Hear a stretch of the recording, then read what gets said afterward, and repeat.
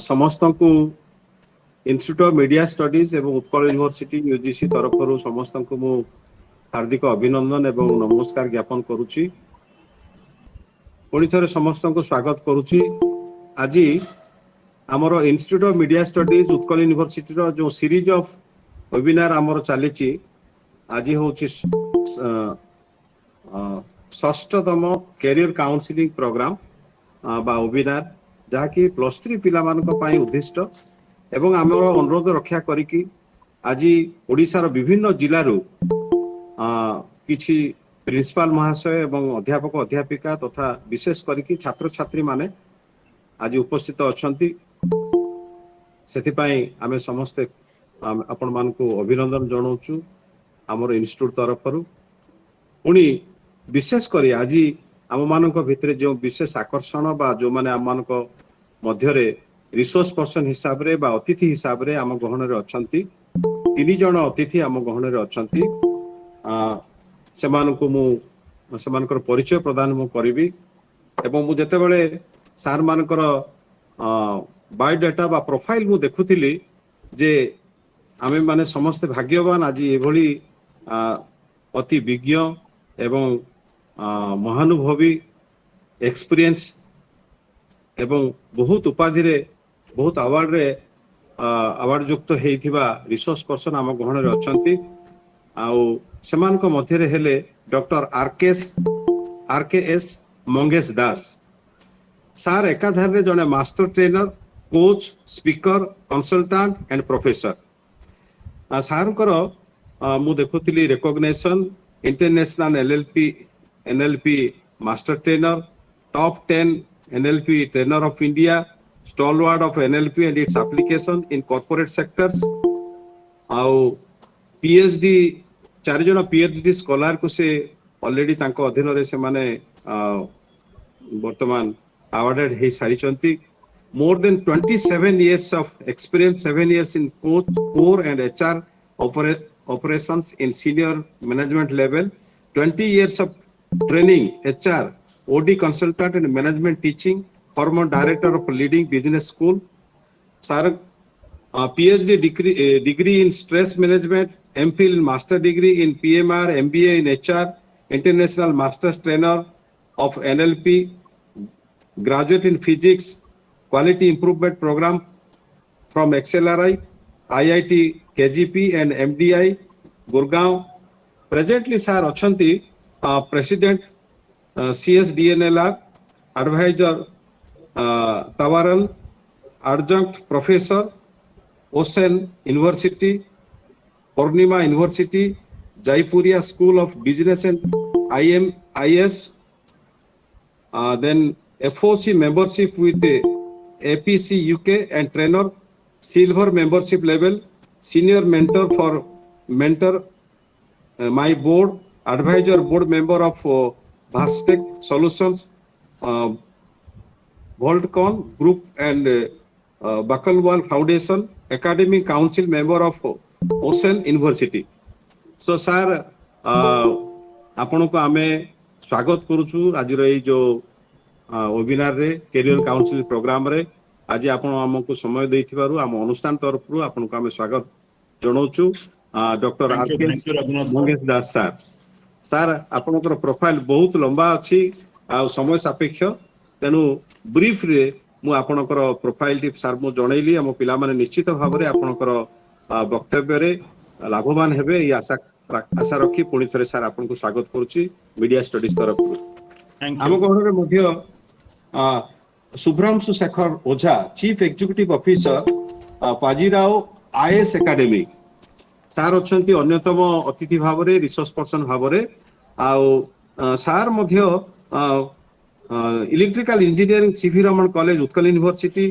सार क्वालिफिकेशन हैला electrical engineering C V Raman college Utkal university post graduate diploma in management IGNOU MBA operational management from IGNOU certified energy manager bureau of energy efficiency ministry of power government of India ता छड़ा एतिकी qualification छड़ा सारंकर मध्य अनेक गुडी achievement अछि जोटा कि young author award in 2019 from Odia media private limited a leading media house in the state. Odia Youth Award in 2019 in the category of leadership from Odia Media Private Limited, a leading media house in the state. Professional membership, associate member of Institute of Engineers, Calcutta. Sir, ବର୍ତ୍ତମାନ ଅଛନ୍ତି ଆମର CEO ପାଜିରାଓ IAS Academic Institute ରେ ଅଛନ୍ତି ଆଉ ଏଟା ହଉଛି ଗୋଟେ ଇଣ୍ଡିଆର premier IAS Academy for Civil Services. You are fortunate enough to have with us, sir. I welcome you to this career counseling webinar. Sir କର 16 ବର୍ଷର ଅନୁଭୂତି ଅଛି, 16 years of rich experience in a diversified field with multinational conglomerates such as OP, Jindal Group, Aditya Birla Group, Ministry of Power and Government of India, African conglomerate, Salinia Resource Limited, and India's premier IAS Institute, Pajare IAS Academy Private Limited. Decade of experience in mentoring and guiding students for the career in civil service and allied sectors. Sir, once again, I welcome you, sir, to this career counseling program. Definitely, ମୁଁ ଆଶା କରିବି ଯେ ଯୋଉ ପିଲାମାନେ ଆଜି ଆମ ଗହଣରେ ଅଛନ୍ତି ସେମାନେ ନିଶ୍ଚିତ ଭାବରେ ସାରଙ୍କର ଏକ୍ସପିରିଏନ୍ସରୁ ସାରଙ୍କର ଅନୁଭୂତିରୁ ନିହାତି ଲାଭବାନ ହେଇପାରିବେ. once again, ସାର ଶୁଭ୍ରାଂଶୁ ସାରଙ୍କୁ ମୁଁ ୱେଲକମ୍ କରୁଛି. या सहित आम सहित अन्यतम रिसोर्स पर्सन भावरे is the youngest resource person mister Manoranjan Panda, sorry I am sorry, extremely sorry, Sujit Pradhan, assistant professor economics NSCB college, Netaji Subhash Chandra Bose college, Sambalpur. Sir मध्य इकोनॉमिक्स डिपार्टमेंट रो Netaji Subhash Chandra Bose college government college Sambalpur से अछंती एचओडी.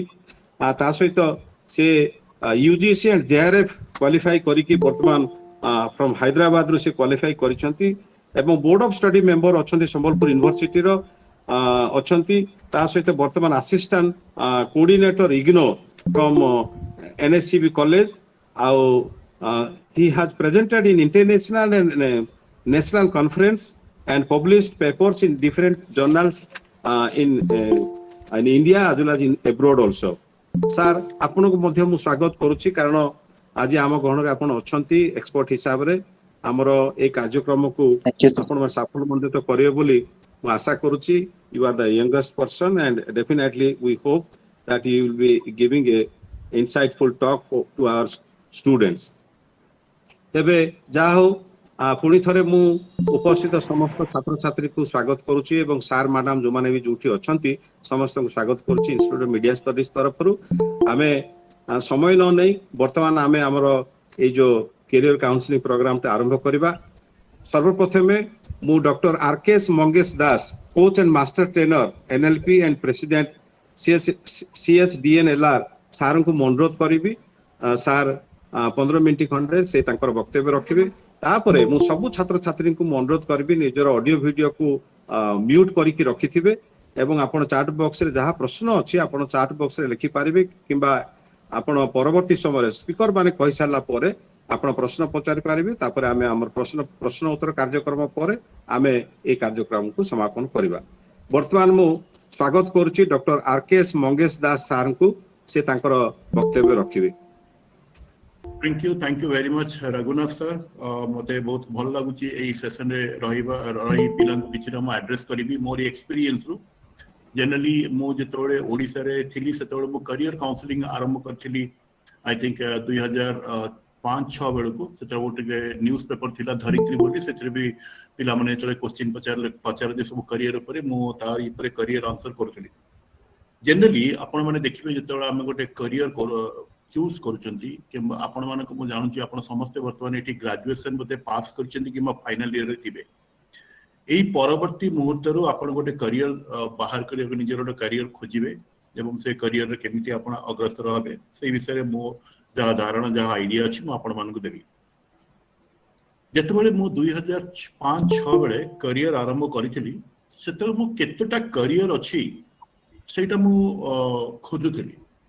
आ मु सेतबेले गोटे बहुत करियर से रिसर्च करी मु से बाहर करथिली पाखापाखि 250 खंडे ऊपर 250 खंडे ऊपर ସେଥିରୁ ମୁଁ ଗୋଟେ ଲିଷ୍ଟ ଅଫ କରିୟର କରିଥିଲି ଯୋଉଟା କି ପିଲାମାନେ ଏନି ମୋମେଣ୍ଟରୁ ସେମାନେ ଜଏନ୍ କରିପାରିବେ। 2005 ରୁ ଏଇଟା ହେଇଗଲା 2021-22 ହେଇଗଲାଣି। बाल्टी का और किन चोरा ଓକେ ବିଷ୍ଣୁ ଟିକେ ପ୍ରସାଦ ଆପଣ ଏଟାକୁ ମ୍ୟୁଟ୍ ରଖନ୍ତୁ ଆପଣଙ୍କର ସମସ୍ତଙ୍କୁ ମିତ୍ର ଅନୁରୋଧ କରାହଉଛି ନିଜକୁ ଅନମ୍ୟୁଟ୍ କର ନାହିଁ କେହି ସମସ୍ତଙ୍କୁ ମ୍ୟୁଟ୍ ରଖ ବାଧ୍ୟ ହୋଇ ନହେଲେ ତାଙ୍କୁ ରିମୁଭ୍ କରିବେ। ସୋ ଆଜି ଯେତେବେଳେ ମୁଁ ଏଇ 2022 ରେ ମୁଁ ଗୋଟେ ବାହାର କରିଥିଲି କେତେ ଖଣ୍ଡ କରିୟର ହେଇପାରୁଛି, ମୁଁ ଆଶ୍ଚର୍ଯ୍ୟ ହଉଛି କି ବର୍ତ୍ତମାନ ପାଖାପାଖି 1100 ଖଣ୍ଡେ କରିୟର ଅଛି।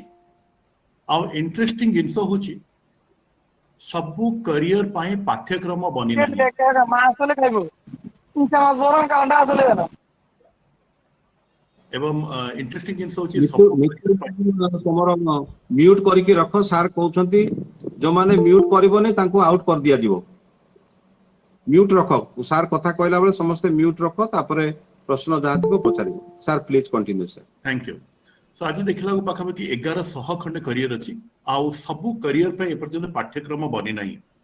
ସୋ ବହୁତ ଗୁଡେ କରିୟରରେ ପିଲା ପାଠ୍ୟ ନ ପଢିକିରି ସେମାନେ ନିଜର କରିୟର କରିପାରୁଛନ୍ତି। ସେକେଣ୍ଡ ଜିନିଷ ହଉଛି ମୁଁ ଯେତେବେଳେ ଓଡ଼ିଶାରେ ଥିଲି ସେତେବେଳେ ମତେ ସବୁବେଳେ ଲାଗୁଥିଲା କରିୟର ମାନେ ହଉଛି ଗୋଟେ ଚାକିରି, ମାନେ ଆମେ ଯଦି ଗୋଟେ ଚାକିରି କରୁନାହାନ୍ତି ତାହେଲେ ଆମେ ଗୋଟେ କରିୟର ଜାଣିପାରୁନାହାନ୍ତି। ମୁଁ ଯେତେବେଳେ ବାହାର ଜାଗାରେ ଆସିକି ଦେଖିଲି ଅନ୍ୟ ସବୁ ବମ୍ବେ ହଉ ଦିଲ୍ଲୀ ହଉ, ଯେତେବେଳେ ଏଇ ଜାଗାକୁ ମୁଁ ସିଫ୍ଟ କଲି ମୁଁ ଦେଖିଲି ବହୁତ ଗୁଡେ କରିୟର ଅଛି। ଲୋକମାନେ ନିଜେ ନିଜ ଘରୁ ବସି ସେମାନେ କାମ କରୁଛନ୍ତି ଏବଂ ସେଥିରେ ତାଙ୍କର ଏମିତି ନାହିଁ ଯେ ଇନକମ୍ ଭଲ ନାହିଁ, ବହୁତ ଭଲ ଇନକମ୍ ବି କରୁଛନ୍ତି, ଗୋଟେ ଭଲ ଜୀବନ ବି ସେମାନେ ଜିଉଛନ୍ତି। ସେଥିପାଇଁ ଆମେ ଯେତେବେଳେ ଆଜି ଏଇ ଜାଗାରେ ବସି କରିୟର ବିଷୟରେ କଥାବାର୍ତ୍ତା କରୁଛନ୍ତି, ମନେ ରଖିବେ ଦିଟା ପାଠ୍ୟକ୍ରମ ପାଇଁ ହ୍ୟାଲୋ କରିୟର ଅଛି।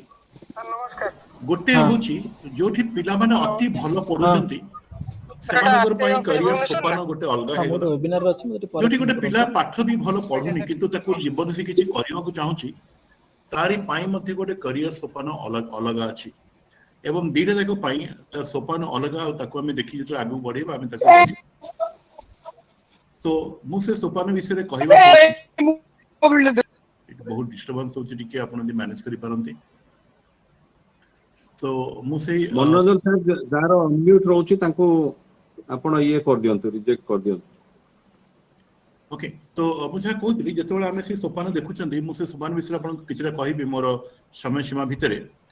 ଆଉ ଦିଟା ଯାକ ପାଇଁ ତାର ଅଲଗା ବାଟ ଅଛି, କିନ୍ତୁ କହିବାର ଗୋଟେ ଜିନିଷ ଯୋଉଟା ମୁଁ ଦେଖିଲି ଯେତେବେଳେ ମୁଁ ଭୁବନେଶ୍ୱରରେ ଥିଲି ଏବଂ ମୁଁ ପିଲାମାନଙ୍କୁ କରିୟର କାଉନସିଲ କରୁଥିଲି, ମୁଁ ବି ନିଜ ଭିତରେ ଦେଖିଛି ଆପଣ ଯେକୌଣସି କରିୟରରେ ବଢିବାକୁ ଚାହିଁବେ ଗୋଟେ ଜିନିଷ ହଉଛି ନିଜ ଉପରେ ଯଦି ଆମେ କନଫିଡେନ୍ସ ରଖିଲେ ଏବଂ ବିଶ୍ୱାସ କଲେ କି ମୁଁ ଜୀବନରେ ବଢିପାରିବି, ଆପଣ ମାନେ ଡେଫିନେଟଲି ବହୁତ ଆଗକୁ ଯିବେ। ଯଦି ଆପଣ ବିଶ୍ୱର କିଛି ସକ୍ସେସଫୁଲ ଲୋକମାନଙ୍କ ନାଁ ଜାଣିଥିବେ, ଜଣେ ମାନେ ନାଁକୁ ଆପଣ ଦେଖିବେ ସେମାନଙ୍କ ବିଷୟରେ, ଜଣେ ସପୋଜ ଅଛନ୍ତି ଆଲବର୍ଟ ଆଇନଷ୍ଟାଇନ। ତାଙ୍କୁ ଆମେ ସମସ୍ତେ ଜାଣିଛନ୍ତି ସେ ହଉଛନ୍ତି ଗୋଟେ ପୃଥିବୀ ପ୍ରସିଦ୍ଧ ବୈଜ୍ଞାନିକ, କିନ୍ତୁ ସିଏ ବୈଜ୍ଞାନିକ ହବା ପୂର୍ବରୁ ଥିଲେ କଣ, ସେ ଗୋଟେ ଅର୍ଡିନାରୀ ପେଟେଣ୍ଟ କ୍ଲର୍କ ଥିଲେ। ତାମାନେ ସେ ଗୋଟେ କ୍ଲର୍କ କାମ କରୁଥିଲେ, ସେ ପେଟେଣ୍ଟ ଯୋଉଟା ଆମର ଅଛି କପିରାଇଟ ପେଟେଣ୍ଟକୁ ସେ ଦେଖୁଥିଲେ। ସେ ଯେତେବେଳେ ସେଇ ଜବରେ ଥିଲେ ସେତେବେଳେ ତ ତାଙ୍କ ସାଙ୍ଗେ ଲୋକମାନେ କଥାବାର୍ତ୍ତା କରୁଥିବେ, କେହି ଭାବିନଥିବେ ଯେ ସେମାନେ ଗୋଟେ ୱାର୍ଲଡ ଫେମସ ସାଇଣ୍ଟିଷ୍ଟ ସହିତ କଥାବାର୍ତ୍ତା କରୁଛନ୍ତି। କିନ୍ତୁ ସେ ଗୋଟେ ସମୟରେ ଡିସାଇଡ କଲେ ନାଇଁ ଏଇଠି ମୁଁ ରହିବିନି, ମୁଁ ଆଗକୁ ବଢିବି ଏବଂ ନିଜ ଭିତରେ ଏତିକି କ୍ୟାପାବିଲିଟି ଅଛି କି ସେ ଆଗକୁ ବଢି ଗୋଟେ ୱାର୍ଲଡ ଫେମସ ସାଇଣ୍ଟିଷ୍ଟ ହେଇଗଲେ। ଆପଣ ଯେତେବେଳେ ଆବ୍ରାହମ ଲିଙ୍କନଙ୍କ ନାଁ ଦେଖିବେ, ଆମେ ସବୁ ଜାଣିଛନ୍ତି ସେ ଆମେରିକାର ପ୍ରେସିଡେଣ୍ଟ ଥିଲେ, କିନ୍ତୁ ସେ ଗୋଟେ ବହୁତ ଗରିବ ଘରେ ଜନ୍ମ ହେଇଥିଲେ, ପୁଅର ଫାର୍ମର ସନ୍ ଥିଲେ। ସେ ଗୋଟେ ସମୟରେ ଡିସାଇଡ କଲେ ମତେ ଏଠି ରହିବାର ନାହିଁ, ମତେ ଚେଞ୍ଜ କରିବାର ଅଛି, ଚେଞ୍ଜ ହେଇଗଲେ। ଆପଣ ଯଦି ହେଲେନ କଲରଙ୍କର ନାଁ ଜାଣିଛନ୍ତି, ହେଲେନ କଲର ଆପଣ ଜାଣିଥିବେ ରିନାଉଣ୍ଡ ରାଇଟର, କିନ୍ତୁ ସିଏ ଜଣେ ବ୍ଲାଇଣ୍ଡ, ମାନେ ଦେଖିପାରନ୍ତିନି, କଥାବାର୍ତ୍ତା କରିପାରନ୍ତିନି ଏବଂ ଶୁଣି ମଧ୍ୟ ପାରୁନଥିଲେ। ସୋ ଏଇଭଳିଆ ଜୀବନରୁ ଯେତେବେଳେ ସେ ଗୋଟେ ଲୋକମାନେ ନିଜ ଜୀବନକୁ ଚେଞ୍ଜ କରିଛନ୍ତି, ପୁରୁଷ ମହାପୁରୁଷ ଯାହା ବିଷୟରେ ଆମେ କଥାବାର୍ତ୍ତା କରୁଛନ୍ତି ସେମାନେ ନିଜ ଜୀବନକୁ ଚେଞ୍ଜ କରିଛନ୍ତି। ଗୋଟେ ସମୟରେ ସେମାନେ ଡିସାଇଡ କଲେ କି ମୁଁ ଏଠି ରହିବିନି ଏବଂ ମୁଁ ଚେଞ୍ଜ କରିବି। ସେଇ ଯେ ଜମ୍ପଟା, ସେଇ ଯୋଉ ଜର୍ଣ୍ଣିଟା ହଉଛି ଆମେ ନିଜର ଇଚ୍ଛା ବଳରେ କରୁ। ଯାହାର ଯେତେ ଷ୍ଟ୍ରଙ୍ଗ ଇଚ୍ଛା ସେ ସେତେ ଆଗକୁ ଯିବ। ତେଣୁକରି ଆପଣ ଯଦି ଗୋଟେ ଭାରତ ଭିତରେ ଗୋଟେ କରିୟରର ଜର୍ଣ୍ଣି ଦେଖିବେ, ଆମେ ଗୋଟେ କରିୟର ଆରମ୍ଭ କରିବା ପୂର୍ବରୁ ସେ ଜର୍ଣ୍ଣିଟା ଗୋଟେ ଦୁଇ ପ୍ରକାରର ହେଇଥାଏ। ଗୋଟେ ହଉଛି ଆମେ ପାଠ୍ୟକ୍ରମ ସୋପାନ ଦେଇକରି ଯିବା, आ गोटे होची आमे स्किल डेवलपमेंट करी करी करी करी जिबा जेतो आमे पाठ्यक्रम सोपान रे जाउछन गोटे करियर रे आमे प्रथमे कोन कर आपण माने समस्त जानथिबे आपण माने 10वीं पास करछंती तापर आपण माने इंटरमीडिएट पढले तापर गोटे बैचलर्स डिग्री करिवे बैचलर्स डिग्री परे तापर अछि मास्टर्स डिग्री अछि मास्टर्स परे भी जदि आपण पुनी आउरी पढिबा को चाहिबे आपण तापर एमफिल करछंती तापर गोटे पीएचडी डिग्री करछंती डॉक्टर डिग्री करछंती तापर गोटे पोस्ट डॉक्टर डिग्री गोटे आपण करछंती जेटा को आमे डिलीट किबा डीएससी बोली कहू तन करी जेटा आपण गोटे पाठ्यक्रम को देखिबे देखिबे पाखा पाखी आम गोटे एमती सोपान जदि आपण देखिबे पाठ पढिबा सोपान देखिबे सेठी पाखा पाखी 7टा सोपान अछि जोठी कि आपण 10वीं श्रेणी जे सोपान नंबर 1 देखिबे 10वीं ठू पूरा पाठ जदि आपण सारुचंदी गोटे हमर इंडिया रे भारत वर्ष रे जा डिग्री सिस्टम अछि 7टा सोपान आपण पाठ करी पढिबे एवं जदि आपण पाठ सेई धारा रे जाउ नहंती तथापि हम गवर्नमेंट रो स्कीम अछि जोठी आपण स्किल डेवलपमेंट रे पसिकरी भी करियर करि परिबे स्किल डेवलपमेंट रे आपण जिबे देखिबे बहुत उन्नत मानर करियर सब सेठी अछि आपण जेडा स्किल डेवलपमेंट मोड रे जाय परिबे एवं इंटरेस्टिंग जिनस होछि आपण जे पाठ्यक्रम सोपान रे जाय करियर करूछंती जे कोनोसी मुहूर्त रे आपण चाहिबे मु याठो आगु को पढिबी नाही सेठी मध्ये आपण करियर करि परिबे तनु करी गोटे समय थिला जोडा करियर को नेकरी हम समस्त माने आमे माने सब चिंता धारा करथुल कि आमे कोन करियर करबा कोन न करबा किंतु आजिकली सेमती किछि नाही आजिकली आपण जोठी चाहिबे सेठी करियर कर परिबे तो आपण पाठ्यक्रम सोपान नै परंती आपण स्किल डेवलपमेंट सोपान नै परंती किंबा आपण निजको निजे सेल्फ एंगेजमेंट जोटा को हमें कहूछु आपण सेल्फ एंगेजमेंट रो सोपान भी नै परिबे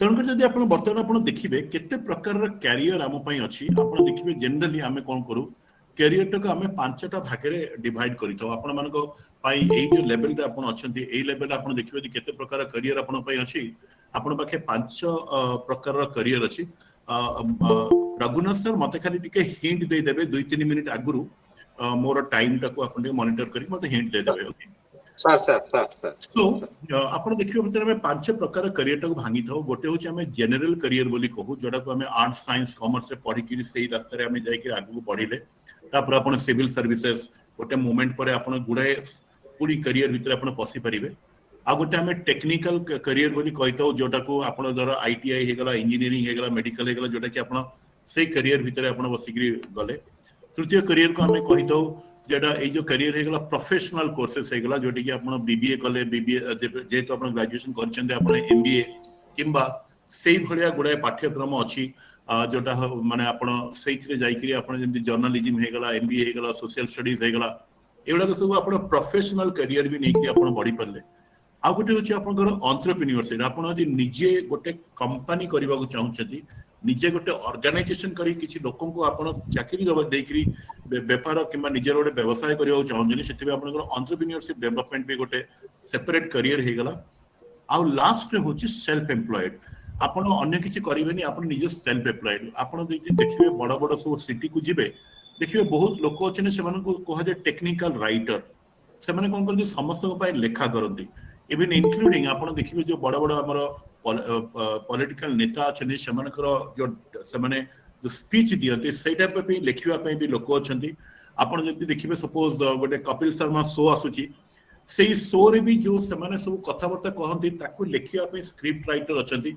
एमाने जनरली कोन छि एमाने को सब सेल्फ एम्प्लॉयड बोली कुहा जाय आपण जति क्रिकेट खेल जानिथिबे क्रिकेट खेल भीतर आपण देखिबे किछिटा लोक अछन जवान केवल निया जाय सेमाने बॉल को स्पीड रे फोपाड़ दी तो एई गुडा को सब जोडा का हेगला एमाने सब कोन करते सेल्फ एम्प्लॉयड सेमाने जाई एंगेज करी करी यू नो निजको एंगेज करन सेति में करियर एया जे नुहे कि केवल आमे जति सपोज गोटे टेक्निकल करियर को नगले जे हम करियर सरी गला सेंतिने आ बिलीव मी सबु करियर रे आजिकली रे इनकम ऑलमोस्ट गोटे पाखा पाखी रेंज रे रहउची जदि आपण जोड़ा को हमर न्यायिक इनकम देखिबे ताले सब करियर न्यायिक इनकम रे एमती आज आगो गोटे बहुत वेरिएशन थिला एबे सेमती न्यायिक इनकम रे वेरिएशन नाही आपण ताको बहुत भलो रे करि परिबे तापरे आपण जोटे को हम सेक्टर वाइज हमें कहू हमें जेमती हमें कहू primary sector secondary sector tertiary sector सब अछि सेक्टर वाइज भी करियर एक्चुअली बहुत चेंजेस अछि जेमती हमें प्राइमरी सेक्टर जोटा को हमें कहू हमर इकोनॉमी रे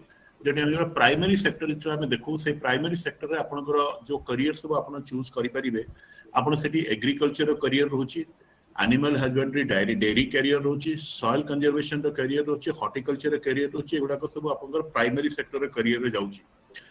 जेतला आपण सेकेंडरी सेक्टर रो कैरियर देखिबे आपण सेठी इंडस्ट्री एवं फैक्ट्री एगुडा सब कैरियर जाउची। आ तो टर्शियरी सेक्टर आपण कैरियर देखिबे आपण जेते सब सर्विस सेक्टर अछि से बड़ा सेक्टर आपण माने कैरियर करि परिबे। जेहेतु आम गहन रे मु देखिली संबलपुर यूनिवर्सिटी रो सार अछंती, बाजीराव एकेडमी रो सार अछंती, सेमाने आपण को सेमानकर स्पेसिफिक कैरियर ऊपर कहिबे। मु किछि कैरियर ऊपर कहबाकू जाउची जोटा कि मु जेते बळे कैरियर को अन्वेषण करथली कोन कोन कैरियर अछि मते किछिटा कैरियर बहुत इंटरेस्टिंग लागितिला। मु थरे जाइथिली गोटे ट्रेनिंग दबा पई, गोटे एलआईसी बोली गोटे कंपनी अछि सेमानकर गोटे ट्रेनिंग दबा पई गोटे जाइथिली नॉर्थ ईस्ट गोटे जगह को जाइथिली। सेठी सेमाने कहले सर ट्रेनिंग सैला पर मते कहले सर चलंतु गोटे चा फैक्ट्री अछि, हम चा फैक्ट्री को बुलिया को जिबा। मोर सेला जे प्रथम जीवन रे मु केबे चा बनेबार जो चा तयारी होय, चा पत्ती जोडा तयारी होय ता फैक्ट्री मु केबे देखि नथिली। सेले मु कहली ठीक अछि सर चलंतु हम गोटे से जेहेतु अछु सेटा देखिबा। से मु तो देखिली चा पत्ती जो हुए तार टेक्निक बहुत सिंपल। आम जनरली कौन करूँ गोटे चा पत्रटा तैयारी माने तोलिक आनला परे ता भितर जते पानी जलीय अंश अछि ताको काढी दियंती। ता फल कौन हुए से चा पत्रटा सुखी जाए। जेतबेले सुखी जाए से चा पत्र सुखी गला परे जो रूप निये ताको पुनी गुडा करने आमे से चाटा को बने के पिउ। सो मु जो से फैक्ट्री को जाइथिली मु देखली गोटे जगह रे गोटे लोक कौन करूची से एमती चाट गरम चा सब अच्छी 4 प्रकार 5 प्रकार गरम चा थिबो। से चाटा को पाट्रे नबो पाखापाखि 40 ରୁ 50 सेकेंड खंडे रखिबो तापर से चाटा को फोपाड़ी दोची। मु तो जानि नथली कोन करछि। मु कहली मु तो पछरे पछरे व्हाट इज ही डूइंग से कोन करछि चाटा को नोची टेस्ट करछि फोपाड़ी दोची। से कहले सही जो चाकरी होची से जो लोकने चाकरी करछि से होची टी टेस्टर बोली ताको कहदे। से चाटा को टेस्ट करे ता टेस्ट ऊपर चार मार्केट वैल्यूटा डिसाइड हुए। मु केबे भाबी नथली जे गोटे एमती गोटे लोक खाली थिबो से चा पाट्रे नबो फोपाड़िबो ता पय गोटे प्राइस अछि। तो सेठी पय मु जो ताको प्रथम दिन देखिली मु बहुत खुशी हो गेली। मु कहली अरे भाई तुम कौन पाठ पढ़ी से कहला सर मु एमकॉम करिछि। एमकॉम करी कि मु कॉमर्स लाइन में चाकरी करि पाइलिनी। तो मु जनरली आसिकरी कोन हला मु एई जो मोर चा पीवाडा पिला गोटे भल अभ्यास थिला मु सेई जिंस को आनिकरी मु कोन करली एठी गोटे करियर को जॉइन करी। तण करी मु सेठी प्रथम किनी मते लागिला कि गोटे लोक पाई मे बी गोटे पाठ सोपाने न थाई पारे तथापि ता पई गोटे करियर अछि। अबे कौन है देखिए मु बहुत यंग पिला मानू को देखुची से माने ग्रेजुएशन पाठ कर दे पढ़ी करी आउ बेसी पाठ पढ़ी नहांती किंतु से माने गोटे करियर एस्टाब्लिश करिसेंती। केमिति होउची मु सेटा गोटे डिस्कवर कली। मु जते बेले बॉम्बे रे थिली सेते बेले मु कोन कली मते गोटे जिंस चंदन रे पड़े सेटा बहुत बढ़िया बासना होय ताको अगुरु बोली कहंती। गोटे जिंस चंदन रे पड़े पूजा हबा पई मु थरे गोटे ऑर्डर करथिली। से अगुरु मु जते भुवनेश्वर पाउथली मु बॉम्बे रे ताको पाई नथली। मु ताको अमेज़न रे ऑर्डर कली। जेतबेले मु अमेज़न रे ऑर्डर कली मु देखिली जो सोर्स ऑफ डिलीवरी जोटा बॉम्बे रे हबो सेटा होची गोटे ओडिसा रे गंजाम बोली गोटे स्टेट अछि। ता भितरे गोटे जागा अछि कुकुडा खंडी बोले सेइटु से जिंसटा आसिला मो पाखको एवं ता रेट थिला 300 टंका जोटा कि भुवनेश्वर रे मते पाखापाखि 40-50 टंका रे सेटा मिले। मु तले से जिंस मगेली मुझे गोटे आइडिया है मु कहली अरे एमिति भी गोटे होची सेठो जे सोर्स करथला मु ता टेलीफोन नंबरटा बाहर कली ताको पछरली। मु कहली भाई तमे दिन को केतेटा एमति बिक्री करि परछो। से कहला सर एमति कथावर्ता करू से कहला सर मु पाखापाखि मासु को ए जो अमेज़न थ्रू रु पाखापाखि 500 ରୁ 600 बोतल बिकुची। मु सेठो हिसाब कली जदि 300 टंका रे से मते बिकिला 500 ରୁ 600 बोतल से बिकिला can you imagine the price is making. आ कोन सेला कुटीर शिल्प से घर भीतर बसिकरी ताको एमती किछि रजिस्ट्रेशन भी बड़ किछि करिनी। कुटीर शिल्प टाइप रे घर भीतर बसिकी से कोन करछि बिजनेस करछि। आ जोडे गोटा मासु को से 40 ରୁ 50 हजार टका खाली घर भीतर बसिकरी कमाई पाइला। मु देखिली बहुत लोक पाठ पढ़ी करी भी ऊपर जाई भी से माने निजको सेति एंगेज करै पार नाथि। ए पिला खाली घरे बसिकी जति टका से कमाई पाइला। तो आउ थरे कोन हला मु सेतरे गोटे सांग घर को थरे जाइथिली। सांग घरे मु देखिली से घरे चढ़े जो अपन सुआ रखिले से बाहर तक गोटे गार्डन करी से रखी दिला। से जो घर बाहर दबा पई सेठी से टंगई थांती कोन करती गोटे बार्ड फीडर थाए ता भीतर से पके दिले चढ़े माने आसी खाई की जानती। से उड़ुथिबे चढ़े बाहर से माने आसी से बार्ड फीडर खाई की जिवे। मु देखिली से अमेज़न रो बार्ड फीडर मानकर से जो खाइबाटा को ऑर्डर करछि। मु से देखिली से खाइबा जो ऑर्डर करछि सेटा बॉम्बे रे गोटे जगह गोटे लोक दोछि। गोटे तार टेलीफोन नंबर देखि ताको पछली तार रेट भी हो 350 रु नै कि 700 टंका जे सेटा गोटे किलो बिक्री हुए। मु ताको एंती पछरली मु कहली तुमको तयारी करियो केते पैसा लागुची। से कहला सर तयारी करियो 100 टका खंडे खर्च होची। ମୁଁ କହିଲି ତାମାନେ ଗୋଟେ ପ୍ୟାକେଟ ରେ ତମର 250 ରୁ 300 ଟଙ୍କା ରୁ 500 ଟଙ୍କା ଖଣ୍ଡେ ତମର ପ୍ରଫିଟ୍। ସେ କହିଲା ହଁ ପ୍ରଫିଟ୍ ହଉଛି। ମୁଁ କହିଲି କେତେ ପକେଟ ତମେ ବିକୁଛ? ସିଏ ଯେତେବେଳେ ମତେ କହିଲା ସାର୍ ମାସକୁ ମିନିମମ୍ ଆମେ 1000-1500 ପକେଟ ବିକୁଛୁ। ମୁଁ ସେଠି ବହୁତ ସମୟରେ ଭାବିଲି ଗୋଟେ କ୍ୟାରିୟର କରିବା ପାଇଁ ଜଣଙ୍କର କଣ ହଉଛି ମନୋବଳ ଏବଂ ଚିନ୍ତାଧାରା ଏବଂ ଆଗକୁ ବଢିବା ପାଇଁ ଯୋଉଟା ଆମେ ଅଧ୍ୟବସାୟ ଚିନ୍ତାଧାରା ବୋଲି କହୁ, ସେଟା ନିହାତି ରହିଥିବା ଦରକାର। ତେଣୁକରି ଆମେ ଯଦି ପାଠ୍ୟକ୍ରମ ସୋପାନରେ ଯିବା, କ୍ୟାରିୟର ବହୁତ ଇଣ୍ଟରେଷ୍ଟିଂ ଅଛି। ଆମେ ଯୋଉଟା କହୁ ଆମେ ଗୋଟେ କ୍ୟାରିୟର କରିବା ପାଇଁ 3ଟା ଗୁଣ ଆମ ଭିତରେ ରହିବା ଦରକାର। ଗୋଟେ ହଉଛି ଆକାଡେମିକ ସ୍କିଲ୍, ତାମାନେ ମୁଁ ଯଦି ପାଠ ପଢୁଛି କେମିତି ଭଲରେ ପାଠ ପଢି ପାରିବି, ଆଉ ସେଟା ହଉଛି ମୋର ଆକାଡେମିକ ସ୍କିଲ୍। ସେକେଣ୍ଡ ହଉଛି ମୋର ଗୋଟେ ବୈଷୟିକ ସ୍କିଲ୍, ସେଇଟାକୁ ବି ମୋ ଭିତରେ ରଖିପାରିବି। Sir, you're okay, audible, sir. ସରି ମୋର ଟାଇମ କଥା କହିଲେ ତ, Sir, କମ୍ପ୍ଲିଟ କଲେ ସେଣ୍ଟେନ୍ସ। Mangesh sir. ହଁ ସାର୍। ହଁ ସାର୍ ଟିକେ ଇଣ୍ଟରପ୍ଟ ହେଲା ସାର୍, ଭଏସ ଟିକେ ଅଡିବଲ ନଥିଲା ସାର୍, କୁହନ୍ତୁ ଓକେ ସାର୍। ଓକେ, ଠିକ ଅଛି। ତେଣୁକରି ଆପଣ ଯେତେବେଳେ କ୍ୟାରିୟର କରିବେ, ଗୋଟେ କ୍ୟାରିୟରକୁ ଯାଉଛନ୍ତି, ସେତେବେଳେ କଣ ହୁଏ, ଆପଣ ଗୋଟେ କ୍ୟାରିୟର ଚୁଜ୍ କଲାକୁ ଜେନେରାଲି ଆମେ 6ଟା ଜିନିଷ ଦେଖୁଛୁ। ଗୋଟେ ହଉଛି ମୁଁ ମୋ ପାଠ୍ୟକ୍ରମ ଅନୁସାରେ ମତେ କୋଉ କ୍ୟାରିୟରଟା ମାନେ ମୋ ଇଣ୍ଟରେଷ୍ଟ ଆଉ ମୋର କ୍ୟାପାବିଲିଟି ଅନୁସାରେ କୋଉ କ୍ୟାରିୟରଟା ଚୁଜ୍ ହୁଏ। ସେକେଣ୍ଡ ଆମେ ଦେଖୁ କୋଉ ଏମିତି ଗୋଟେ କ୍ୟାରିୟର କରିବି ଯୋଉଟା କି ପାସ୍ ଆଉଟ୍ କଲା ପରେ ମୁଁ ଗୋଟେ ଇମିଡିଏଟ ଏମ୍ପ୍ଲୟମେଣ୍ଟ ପାଇପାରିବି, ମୁଁ ଗୋଟେ ଇମିଡିଏଟ ଚାକିରି ପାଇପାରିବି। ତାର ହଉଛି ଖାଲି ଏମ୍ପ୍ଲୟମେଣ୍ଟ ନୁହଁ, ଏମ୍ପ୍ଲୟମେଣ୍ଟ ଛଡା ମତେ କୋଉଟା ଭଲ ଦରମା ଦବ, ସାଲାରୀ ଇନକମ୍ ଦବ। ତା ଛଡା ହଉଛି ପ୍ରଫେସନାଲ ରେସପେକ୍ଟ। ବହୁତ ମୁଁ କ୍ୟାରିୟର କରିଥିବି ଗୋଟେ କ୍ୟାରିୟରରେ, ସେଥିରେ ମତେ ରେସପେକ୍ଟ ମିଳୁନଥିବ। ତେଣୁକରି ମୁଁ କୋଉ କ୍ୟାରିୟରରେ ରେସପେକ୍ଟ ପାଇପାରିବି, ଏବଂ ଯଦି ସେଇ କ୍ୟାରିୟରଟା କିଛି ଦିନ ପରେ ବନ୍ଦ ହେଇଗଲା, ମୁଁ ଗୋଟେ ଅଲ୍ଟରନେଟ କ୍ୟାରିୟରକୁ ଯାଇପାରିବି କି, ଏବଂ ତା ଛଡା ମୁଁ ସେଇ କ୍ୟାରିୟରରେ ପୁଣି ଫର୍ଦର ଯଦି ମୁଁ ପାଠ ପଢିବାକୁ ଚାହିଁବି, ସେଇ ଅପସନ ଅଛି କି ନାହିଁ। এইভাবে 6টা ଜିନିଷ ଆମେ ନେଇ କଣ କରୁ, ସବୁବେଳେ ଗୋଟେ କ୍ୟାରିୟରକୁ ଆମେ ଚୁଜ୍ କରିବାକୁ ଚେଷ୍ଟା କରୁ। ଏବଂ ଆପଣ ଯେତେବେଳେ କ୍ୟାରିୟରକୁ ଚୁଜ୍ କରୁଛନ୍ତି ସେ ଅନୁସାରେ ସେଇଟା ଆପଣଙ୍କୁ କଣ କରିବ, ସେ ବହୁତ ଆଗରେ ସେ ଅଗ୍ରସର କରାଇବ ଏବଂ ଆପଣ ଏଥିରେ ବଢିପାରିବେ। ବର୍ତ୍ତମାନ ଯଦି ଆପଣ ତା ଭିତରେ ବି ଦେଖିବେ କଣ କଣ ସବୁ କ୍ୟାରିୟର ଆପଣ କରିପାରିବେ। ମୁଁ ଜାଣିପାରୁନି ଆପଣ ସାଇନ୍ସରୁ, କମର୍ସରୁ, ଆର୍ଟ୍ସରୁ କିମ୍ବା ମିଶିକିରି ଅଛନ୍ତି ସବୁ ଜାଗାରୁ। ଦେଖିବେ ଯଦି ଆପଣ ଗୋଟେ କ୍ୟାରିୟର ବର୍ତ୍ତମାନ ଚିନ୍ତା କରିବେ କୋଉ କୋଉ ଇଣ୍ଡଷ୍ଟ୍ରି ପାଇଁ ଆପଣ ନିଜକୁ ରେଡି କରିପାରିବେ, ଆପଣ ଦେଖିବେ ଇଣ୍ଡଷ୍ଟ୍ରି ବି ବହୁତ ଅଛି। ତା ଭିତରୁ ପାଖାପାଖି 36ରୁ 40ଟା ଇଣ୍ଡଷ୍ଟ୍ରି ଆପଣ ମାନଙ୍କ ପାଖରେ ଏମିତି ଅଛି ଯିଏକି ଆପଣ ମାନଙ୍କୁ ଜବ୍ ବହୁତ ଦିଏ। ତେଣୁକରି ଜବ୍ ଏମ୍ପ୍ଲୟମେଣ୍ଟ ପାଖାପାଖି 40ଟା ଇଣ୍ଡଷ୍ଟ୍ରିର ବହୁତ ଏମ୍ପ୍ଲୟମେଣ୍ଟ ରହିଛି। ଗୋଟେ ହେଇଗଲା ଆପଣଙ୍କ ଏରୋସ୍ପେସ୍ ଆଣ୍ଡ ଏଭିଏସନ। ଆପଣ ଯଦି ଭୁବନେଶ୍ୱର ଏରୋଡ୍ରମ ଯିବେ, ଯେତେବେଳେ ଭୁବନେଶ୍ୱର ଏରୋଡ୍ରମ ଭିତରେ ଆପଣ ପଶିବେ ଗୋଟେ ଫ୍ଲାଇ କରିବାକୁ, ଦେଖିବେ ଗ୍ରାଉଣ୍ଡରେ ଯୋଉ ଲୋକମାନେ ସବୁ କାମ କରନ୍ତି ସେମାନଙ୍କୁ ଗ୍ରାଉଣ୍ଡ ଡ୍ୟୁଟି ଷ୍ଟାଫ ବୋଲି କୁହାଯାଏ। ସେମାନଙ୍କର ସ୍ପେଶାଲ ସ୍କିଲ୍ ଟ୍ରେନିଂ ଦିଆଯାଏ ଏବଂ ଭୁବନେଶ୍ୱରରେ ଇନଷ୍ଟିଚ୍ୟୁସନ ମଧ୍ୟ ଅଛି। ଆପଣ ଯଦି ତା ଭିତରେ ଯିବେ ଦେଖିବେ ତା ଭିତରେ ବହୁତ ପ୍ରକାରର କ୍ୟାରିୟର ଅଛି। ସେଥିପାଇଁ ଗୋଟେ ଏରୋସ୍ପେସ୍ ଏଭିଏସନ ଗୋଟେ ଇଣ୍ଡଷ୍ଟ୍ରି ଯିଏକି ବର୍ତ୍ତମାନ ବହୁତ ଆବଜର୍ଭ କରୁଛି ହାଇ ଲେଭେଲରେ, କାହିଁକିନା ସବୁ ଜାଗାରେ ବର୍ତ୍ତମାନ ଦେଖିବେ ଲୋକ ଫ୍ଲାଇ କରୁଛନ୍ତି, ଏଭିଏସନ ବହୁତ ବଢିଛି। ତା ସହିତ ଏଗ୍ରିକଲଚର ଗୋଟେ ଜାଗା, ଆଜିକାଲି ଲୋକମାନେ କଣ କରୁଛନ୍ତି, ଶିକ୍ଷିତ ହେଇ ଆସିକିରି ପୁଣି ଚାଷରେ ନିଜକୁ ବିନିଯୋଗ କରୁଛନ୍ତି। ଆପଣ ଦେଖିବେ ବହୁତ ଫିଲ୍ମ ଷ୍ଟାର, ଧର୍ମେନ୍ଦ୍ର ହେଇଗଲେ, ଏମିତି ବହୁତ ଫିଲ୍ମ ଷ୍ଟାର, ସେମାନେ ଗୋଟେ କ୍ୟାରିୟର ସାରିକି ଆସିକି ବର୍ତ୍ତମାନ ଚାଷରେ ସମସ୍ତେ ଇନଭେଷ୍ଟ କରୁଛନ୍ତି। ଧୋନି ଆପଣ ଜାଣିଥିବେ ବର୍ତ୍ତମାନ ପୁରା କମ୍ପ୍ଲିଟ ଏଗ୍ରିକଲଚରରେ ସେ ନିଜକୁ ଇନଭେଷ୍ଟ କରିଛନ୍ତି। ତ ଏଇଭଳିଆ ଏଗ୍ରିକଲଚରରେ ବର୍ତ୍ତମାନ ମଡର୍ନ ଏଗ୍ରିକଲଚରରେ ଗୋଟେ ବହୁତ ଭଲ କ୍ୟାରିୟର ଅଛି, ଆଉ ସେଥିରେ ଆପଣ ମାନେ ଚାହିଁଲେ ବି ନିଜକୁ ତା ଭିତରେ ଏନକ୍ୱାରି କରିକି ଆପଣ ଯାଇପାରିବେ।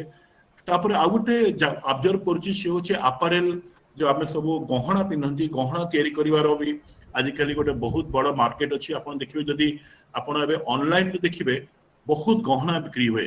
ଏବଂ ଗହଣା ମାନେ ମୁଁ ଖାଲି କହୁନି ଯେ ଇଏ ମାନେ ଆପଣଙ୍କର ଯେହେତୁ ମେକଅପ୍ ପାଇଁ, ପୁରୁଷ ମାନଙ୍କ ପାଇଁ ଚଷମା ହେଇଗଲା, ଗୋଟେ ଅର୍ଣ୍ଣାମେଣ୍ଟ ମାନେ ଯୋଉଟାକୁ ଆମେ କହୁ ଆପାରେଲ୍ସ ବୋଲି ଆମେ ତାକୁ କହୁ, ଏମିତି ବହୁତ ଜିନିଷ ବିକ୍ରି ହଉଛି।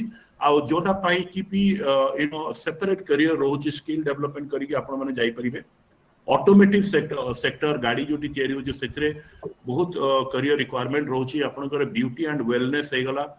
ତାପରେ ବ୍ୟାଙ୍କିଙ୍ଗ ଆଣ୍ଡ ଫିନାନ୍ସିଆଲ ସର୍ଭିସେସରେ ଆପଣ ଦେଖିବେ, ପର୍ଟିକୁଲାରଲି ସେଲ୍ସରେ ଆପଣ ଯଦି କିମ୍ବା ଫାଇନାନ୍ସିଆଲ ପ୍ଲାନର ହିସାବରେ ବି କ୍ୟାରିୟର ଅପସନ ବହୁତ ରହୁଛି। ଇନ୍ସୁରାନ୍ସରେ ରହୁଛି, କ୍ୟାପିଟାଲ ଗୁଡ୍ସ ରହୁଛି, କନଷ୍ଟ୍ରକ୍ସନ ସେକ୍ଟରରେ ବି ବହୁତ କ୍ୟାରିୟର ରିକ୍ୱାରମେଣ୍ଟ ରହୁଛି, ଇଲେକ୍ଟ୍ରୋନିକ୍ସରେ ରହୁଛି। ଆପଣଙ୍କର ଗୋଟେ ଖାଇବା ଯୋଉ ପ୍ରୋସେସିଂ ହୁଏ, ଆଜିକାଲି ଦେଖିବେ ଯେମିତି ଗୋଟେ ଲିସିୟସ୍ ବୋଲି ଗୋଟେ କମ୍ପାନୀ ଅଛି, ଆପଣ ଜାଣିଥିବେ, ସେ କଣ କରିବେ ଆପଣଙ୍କ ଘରେ ଯଦି ଆପଣଙ୍କୁ ଚିଙ୍ଗୁଡି ହଉ ମାଛ ହଉ ଦରକାର, ସେ ପୁରା ଫ୍ରେଶ ସେମାନେ କଟ୍ କରିକି ନେଇକି ଆପଣଙ୍କ ଘରେ ପହଞ୍ଚେଇ ଦିଅନ୍ତି। ଏବଂ ସେଇଥିପାଇଁ ବି ବହୁତ ଆପଣଙ୍କୁ ଫୁଡ ପ୍ରୋସେସିଂର ଗୋଟେ କ୍ୟାରିୟର ରିକ୍ୱାରମେଣ୍ଟ ରହୁଛି। ତାପରେ जेम्स ज्वेलरी गोटे इंडस्ट्री हो गला, हैंडीक्राफ्ट्स कार्पेट्स हो गला, हेल्थ केयर वर्तमान आपन पैंडेमिक परे हेल्थ केयर रे आपन करियर रिक्वायरमेंट भी बढ़ी जाइए एवं हेल्थ केयर रे भी आपण माने चाहे निजको निजर करियर खोजी आपण जाई परिबे। इंफ्रास्ट्रक्चर इक्विपमेंट हो गला, आयरन एंड स्टील हो गला गोटे, तापर आईटी जो इंफॉर्मेशन टेक्नोलॉजी आईटी ईएस हो गला, लेदर प्रोसेसिंग आपनकर कलकत्ता रे इंस्टीट्यूट अछि जमन सिटी आपनकर लेदर जो प्रोसेसिंग में जोता तैयारी हुए, बैग तैयारी हुए, भल भल कंपनी मानकर वॉलेट तैयारी हुए, मनी पर्स तैयारी हुए, ताकू बनेवा पई आपनकर तार गोटे टेक्नोलॉजी अछि, सेटा भी आपन कलकत्ता रे इंस्टीट्यूट अछि आपन देखिबे, एवं सेटा सीए भी गोटे बड़ इंडस्ट्री सेटा ऑब्जर्व करछि। आपनकर बर्तमान आ गोटे इंडस्ट्री बढ़ी जाइछि, सेटा होछि लॉजिस्टिक्स सप्लाई चेन। एते ऑनलाइन शॉपिंग बढ़ी लॉजिस्टिक रिक्वायरमेंट भुवनेश्वर रे आगुरु मु देखुती लॉजिस्टिक इंडस्ट्रीज नथिले एते स्ट्रांग, जेतेबेले आपनकर मॉल भुवनेश्वर आसिला, बिग बाजार and all logistic industry grow कला, एबे ऑनलाइन शॉपिंग रे आउरी लॉजिस्टिक इंडस्ट्री भी ग्रो करिछि। एबे लॉजिस्टिक इंडस्ट्रीज को मैनेज करिया पई आपण मानको एम्प्लॉयमेंट इंफॉर्मेशन दरकार पड़े, लाइफ साइंस रे अछि, मैनेजमेंट रे अछि, आ तापरे प्रोफेशनल जेते सब सेक्टर्स रहगला, रबर ट्रेनिंग दरकार पड़ी, माइनिंग रे लोक मानकर आवश्यकता दरकार पड़ी। माइनिंग रे जे आपण माइनिंग डिप्लोमा और इंजीनियरिंग करथिबा दरकार नहीं, स्किल्स डेवलपमेंट रे भी आपण जे केतल देखियो चाहिए, स्किल्स डेवलपमेंट माइनिंग सेक्टर भी आपनकर बहुत रिक्वायरमेंट भी आसुची। प्लम्बिंग गोटे सेक्टर अच्छी जोटा कि आगुरु समस्त भावुले प्लम्बर माने गोटे सेमानकर गोटे जॉब रो डिग्निटी नथिला, किंतु वर्तमान आपनको जते कंस्ट्रक्शन सेक्टर बढ़ुची से प्लम्बर एज ए जॉब भी तार भी बहुत रिक्वायरमेंट बढ़ुची आपनकर। एवं रिटेल सेक्टर आपण देखियो, रिटेल सेक्टर रे भी आपनकर रिक्वायरमेंट रोची, और रिटेल पई छोट छोट सब पाठ्यक्रम भी अच्छी, आपण ताकू भी करिक जाई परिबे। टेलीकॉम इंडस्ट्री रो एवं टूरिज्म हॉस्पिटैलिटी सब सेक्टर 4-5 मिनिट भितर सर टिके समअप करबे सर। सेखि पई जेतेबेले आपण गोटे करियर को आपण करबा को चाहूचंती, वर्तमान करियर ऑप्शन मोर कहबार होची, करियर ऑप्शन आपनकर बहुत अछि। आपनकर तीनटा बाटरे आपण करियर ऑप्शन देखि परिबे। गोटे होची आपण जे पाठ्यक्रम फॉलो करिक आगु जिबे, आपण सेति पई निजे को जाई परिबे, किंबा निजर स्किल डेवलपमेंट कौशल को आपण गवर्नमेंट रो स्कीम अछि सेथिरे जाई कि आपण करि परिबे। एवं तृतीय हला जदि आपनकर गोटे किछि पैशन अछि, सेटा को भी आपण नै करी निजर करियर करियो चाहिबे, आपण सेल्फ एम्प्लॉयमेंट रे करियर खोजी आपण को सेति के माने कि आपण को इनकम दे परिबो, सेटा खोजिले आपण करियर नै परिबे। सो एई तीनटा जिंस को आपण आखि रखि आगु बढ़ी परिबे करियर चूज करिवारे। Thank you very much sir, बहुत बहुत धन्यवाद सर। आउ या परे हमर क्वेश्चनर सेशन अछि, आपण काइंडली टिके हम गहन रे रहिबे। Thank you sir for your meaningful talk. Sir हमको बहुत सुंदर भाव रे हमर केमती हमें कैरियर को केमती हमें माने चूज करि पारिबा से विषय रे प्रांजल भाव रे सर हमको बतैछंती। ता सहित विभिन्न प्रकार ट्रेड बा विभिन्न प्रकार ऑप्शन स्कोप्स विषय भी से वर्णना करछंती। आउ एटा निहाती हम पई समस्तन पई उपयोगी हबो। Thank you sir. मु या परे हमर अन्यतम रिसोर्स पर्सन जे शुभ्रांशु शेखर ओझा सर अछंती। Sir chief executive officer पाजीराव IAS academy. Sir को अनेक अनुभूति अच्छी, सर को आम शुणा। बर्तमान मु अनुरोध करुच्ची शुभ्रांशु सर को से वक्तव्य रखिए। Shubhranshu sir. Okay. Thank you, Raghunath sir. Actually, I am privileged to get this opportunity to talk in this platform. ମୁଁ ପ୍ରଥମରୁ କହି ରଖୁଛି କି ମେ ବି ମୁଁ ଇଂଲିଶ, ହିନ୍ଦୀ ଆଉ ଓଡ଼ିଆ ତିନିଟା ଲାଙ୍ଗୁଏଜ ୟୁଜ୍ କରିବି।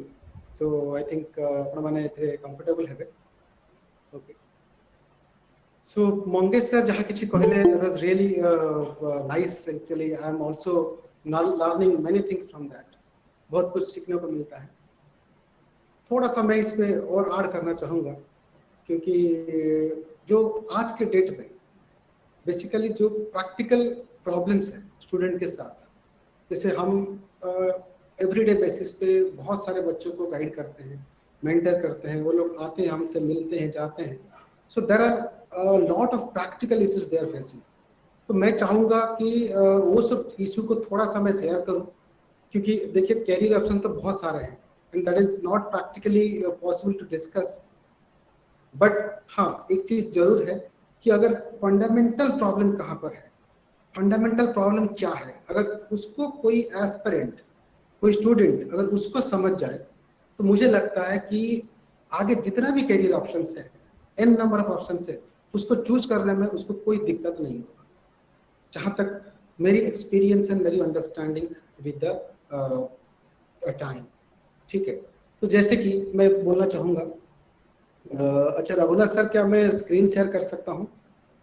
Yes, sir. Yes, sir. Yes, sir. You can share your screen, sir. Okay, ठीक है, मैं थोड़ा बहुत दिखाना चाहूंगा। बच्चे लोग देखिए, जैसे क्या होता है जब हम पढ़ाई करते हैं, +3 फाइनल ईयर में आ जाता है, ठीक है, उसके बाद एक चीज दिमाग में आता है जरूर कि हम करें तो क्या करें। ठीक है, एसएससी है, बैंकिंग है, आईएएस है, बहुत सारे एन नंबर ऑफ ऑप्शंस। कौन मेरे कौन पास आ गए? स्टूडेंट आते हैं, सर मैं एसएससी ट्राई कर रहा था हाँ? और 4 महीना कोचिंग लिया, लगा कि हाँ, हाँ। एसएससी नहीं हो पाएगा, मैं बैंकिंग में चले जाता, बैंकिंग कोचिंग 6 महीना बैंकिंग सोचा, ना, ना, ना, ना, फिर बोला कि नहीं तम सर पाई नहीं हो नुह रहा, सेटा आईएएस में चले जाता। सेकंड रिप्लाई आईएएस कर कोचिंग सकला लेना शुरू तम किया, 19 तारिख फिर दिन फाइबा 8 महीने बाद बोल रहे हैं पापा ने बोला तुम लॉ में जाना चाहिए था, तुम लॉ में चले जाओ। ठीक है, अब बेसिकली यहाँ पे प्रॉब्लम क्या हाँ है, पठे क्यों इस तार तरह पूर्व पठे देती तो प्रिंट आउट कंफ्यूजन करके क्रिएट हो आसियो। रहा है? उसका बेसिक रीजन जो हमें समझ में आता है और जो सही प्रैक्टिकली यही होता है कि हम अपना लाइफ का गोल को करियर के साथ कभी सिंक्रोनाइज नहीं करते। इस चीज को हमेशा ध्यान रखिए। बचपन में जब हम पैदा होते हैं तो कुछ ना कुछ हम सोचते हैं कि हम जिंदगी में ये बनेंगे वो बनेंगे, है ना, बहुत कुछ सोचते हैं। एंड ग्रेजुअली हमारा फिर थ्रू आउट द टाइम जब हम ग्रेजुएशन फाइनल ईयर पहुंचते हैं, बहुत सारे सराउंडिंग परिस्थितियों को लेके थिंग्स बिकम चेंज एंड धीरे धीरे हम फिर बदल जाते हैं। लेकिन कभी आपने अंदर अपना दिल को पूछिए कि मैं क्या बनना चाहता था, तो क्या बन सकता हूँ। ठीक है, अगर ये चीज आपको पता चल जाए, आई एम श्योर उससे रिलेटेड जितने भी करियर ऑप्शन है आप डेफिनेटली खुद एक्सप्लोर कर सकते हो, खुद इसमें एफर्ट लगा सकते हो एंड सक्सेस भी हो सकते हो। क्योंकि ये करियर ऑप्शन जो आपने चुना ये आपके लाइफ के गोल के साथ सिंक्रोनाइज्ड है, ये कोई फोर्स्ड नहीं है या कोई बायस्ड नहीं है। ठीक है, इसलिए मैं थोड़ा सा फंडामेंटल लेवल पे आप लोग को बताना चाहता हूँ, ज्यादा डिटेल में तो नहीं बताऊंगा। बेसिक चीजें क्या होनी चाहिए, आप उस तरह अपने लाइफ को चैनलाइज करिए, definitely will get like light कैसे मेरे को चैनलाइज करना है, कौन सी कैरियर में। ठीक है, तो मैं थोड़ा सा शेयर कर रहा हूँ एक प्रेजेंटेशन। सबसे पहले आप अपने आप को पूछिए कि आप क्या बनना चाहते हैं। कोई लोग बोलेगा कि सर मैं चाहता हूँ कि मैं देखता हूँ यार वो इतना पावरफुल आदमी है, वहां पे एकदम वो जो चाहेगा उस एरिया में सकता है, मेरे को ऐसा पावरफुल बंदा बनना है। राइट, कोई लोग ऐसा, कोई स्टूडेंट्स ऐसा चाह रहा होगा कि मेरे को पावरफुल बनना है, चाहे मेरे पास पैसा हो ना हो, कुछ ना हो, मेरे को पावरफुल बनना है। ठीक है, ये आपके लिए बेसिक फंडामेंटल हो गया। ठीक है, कुछ लोग चाहता है कि मेरे को पावर बनना नहीं है, मेरे को चाहिए पैसा, कि आज के डेट में जिंदगी में सब कुछ पैसा ही है और मुझे पैसा ही चाहिए। सुन पा रहे हैं मेरी बात? तो कुछ लोग ऐसा सोचते होंगे, जरूर आप लोगों में से कुछ लोग सोचते होंगे मेरे को पैसा ही चाहिए। ठीक है, और कुछ लोग ऐसा भी इस कैटेगरी में फॉल करता है कि मेरे को ना बस पढ़ना है, बहुत पढ़ना है। ठीक है, बहुत ऊपर जाना है, मतलब इतना नॉलेज गेन करना है कि दुनिया में कोई बंदा जो हो मेरे को मतलब काट नहीं सकता, मैं सबसे आगे रहूंगा, सब कुछ मुझे पता होना चाहिए। ठीक है, ये तीसरे कैटेगरी में आते हैं। ठीक है, अब चौथे कैटेगरी कुछ लोग ऐसे होते हैं कि सोचते हैं यार, जैसे मान लीजिए बचपन से बहुत मेहनत किया, परेशानी झेला, अब ग्रेजुएशन में आके पहुंचा और सोचता है कि यार किसी तरह ग्रेजुएशन खत्म हो जाए, मुझे कोई एक जॉब चाहिए बस, वो चाहे गवर्नमेंट हो प्राइवेट हो कुछ भी हो, मेरे को छोटा सा जॉब चाहिए। ठीक है, और उनको कुछ नहीं चाहिए, ना मेरे को कलेक्टर बनना है, ना पावरफुल बनना है, ना पैसा चाहिए, बस एक जॉब चाहिए, छोटा सा जल्दी से जल्द जॉब चाहिए बस मैं सेटल। ठीक है, ये एक कैटेगरी हो।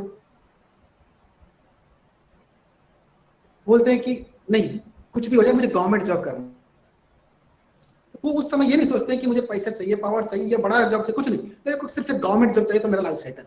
ठीक है, अगर मैं गलत हूँ कहीं पे बोलिएगा मुझे। ठीक है, ठीक है, तो कुछ लोग होते हैं इस कैटेगरी में कि मुझे सिर्फ गवर्नमेंट जॉब चाहिए और कुछ नहीं। ठीक है, ये कैटेगरी हो।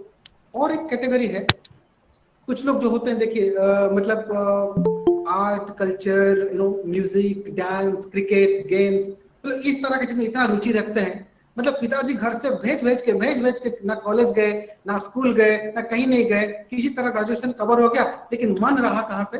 क्रिकेट में, मन रहा कहाँ पे? गाने पे, मन रहा कहाँ पे? डांसिंग में। समझ में आ रहा है? तो ये एक अलग कैटेगरी के लोग होते हैं, ठीक है। और एक बहुत इंपॉर्टेंट चीज है, और कुछ लोग होते हैं कि उनको समाज के प्रति मतलब बचपन से ही सोचते हैं कि यार समाज के लिए कुछ करना है, सोशल वर्क करना है, मुझे पैसा नहीं चाहिए, नाम नहीं चाहिए, कुछ नहीं चाहिए, लोगों का दुख मुझे देखा नहीं चाहता, मुझे सोशल वर्क करना है, ठीक है। मैंने इस तरह करके कुछ 7 कैटेगरी बनाया है, जो कैटेगरी हम लोग जिसमें फॉल करते हैं। डेफिनेटली आप अपने आप को गौर करिए और सोचिए कि आप क्या बनना चाहते हैं। इसमें से कुछ ना कुछ आप फॉल कर रहे होंगे डेफिनेटली। अगर ये चीज आप जान लिया ना, क्योंकि देखिए ये आपके अंदर का चीज है, आपके लिए आपका इंटरेस्ट इसमें बहुत ज्यादा है, इमेंस है, और आप इसको आइडेंटिफाई कर लिए, और आगे इससे रिलेटेड क्या करियर अपॉर्चुनिटीज है, अगर आपको पता चल गया, फिर आपको कोई रोक नहीं सकता, चाहे कुछ भी हो जाए। समझ में? उसमें कंफ्यूजन कुछ भी नहीं होगा, और आपको कोई मतलब सपोर्ट नहीं चाहिए होगा, आप आराम से क्लियर कर लीजिएगा, आराम से आगे चल जाएगा। मेरा पॉइंट ये है। आपको करियर ऑप्शंस बताऊंगा, ये 7 कैटेगरी में क्या क्या ऑप्शंस है, ठीक है। बिकॉज मुझे पता है कि आप लोग सब लोग किसी ना किसी कैटेगरी में फॉल करते हैं, ठीक है। चलिए पहला वाला कैटेगरी में बताता हूँ। सपोज आप चाहते हैं कि मैं पावरफुल पर्सन बनना चाहता हूँ, यार मेरे को जिंदगी में पावरफुल पर्सन बनना है, मैं इशारा दूं तो काम हो जाए, इशारा दूं तो काम हो जाए। आप बताइए, इसमें 2 चीज हो सकती है, राइट और रंग? इसमें 2 चीज हो सकती है जिंदगी में पावरफुल पर्सन के लिए, या तो एंटी सोशल बन जाओ, या तो गवर्नमेंट में कोई बड़ा ऑफिसर बनो, राइट। और एंटी सोशल तो हम बनेंगे नहीं, ठीक है, वो तो नेगेटिव है, उसको छोड़ दीजिए, ठीक है, पॉजिटिव में चलेंगे। तो क्या कर सकते हैं? गवर्नमेंट, क्योंकि गवर्नमेंट पावरफुल होता है आज के डेट में, ठीक है। तो गवर्नमेंट में अगर जो मान लो मैं सबसे बड़ा ऊपर में हो तो पावरफुल हूँ, गेटिंग माय पॉइंट। अब इसमें देखिए, मैं एक ब्रॉड सेंस में फंडामेंटल वे में बता रहा हूँ, बहुत सारे ऑप्शन है, बट बेसिक चीजें बता रहा हूँ, जिसमें अगर आप एक्सेल करते हैं तो आप डेफिनेटली पावरफुल पर्सन बन सकते हैं, ठीक है। गवर्नमेंट जो हमारा चलती है उसमें 3 विंग्स होती है, 3 विंग्स होती है। सबसे पहला होती है आपका एग्जीक्यूटिव, ओके, दूसरी होती है आपकी लेजिस्लेटिव, तीसरी होती है आपकी जुडिशियरी, ठीक है। ये 3 विंग जो है इंडिपेंडेंट विंग है और सबसे पावरफुल विंग होता है, ठीक है। अगर एग्जीक्यूटिव बनना चाहते हैं तो एग्जीक्यूटिव में थोड़ा सा बता देता हूं आपको, जो लुक्रेटिव करियर ऑप्शन है और जो सबसे टॉप ऑप्शन है, that is civil service. I mean the career in the bureaucracy.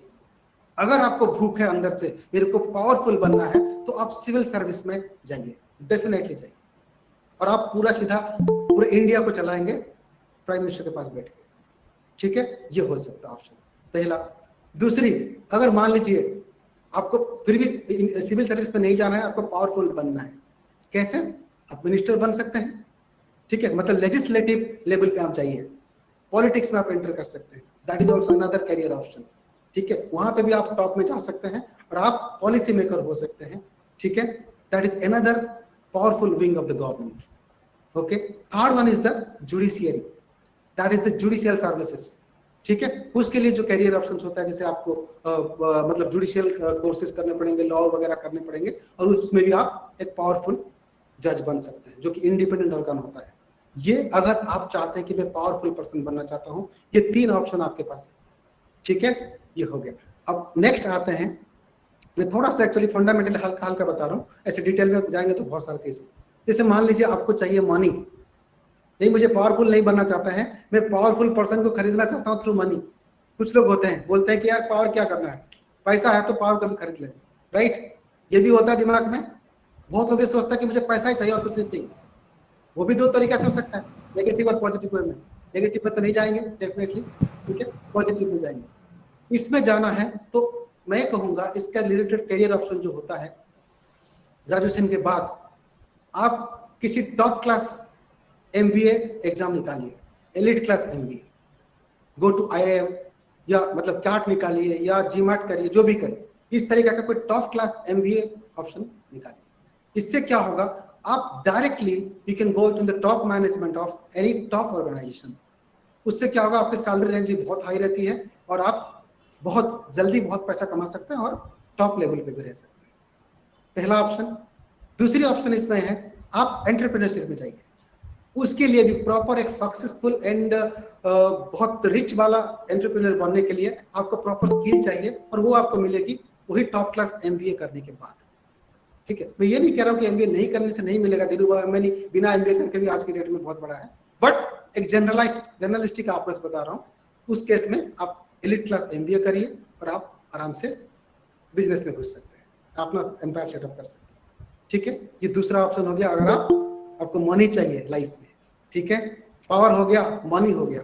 अब आते हैं, कुछ लोग बोलते हैं कि सर मुझे कुछ नहीं चाहिए, पावर चाहिए ना मनी चाहिए, मुझे चाहिए नॉलेज, मुझे पढ़ना है, रिसर्च करना है, बहुत बड़ा नॉलेजेबल पर्सन बनना है। ठीक है, तो आपके लिए सिंपल ऑप्शन है, पढ़ते जाइए, ग्रेजुएशन खत्म हुआ, पीजी, पीएचडी, एमफिल, जितने ऑप्शन है आप करते जाइए।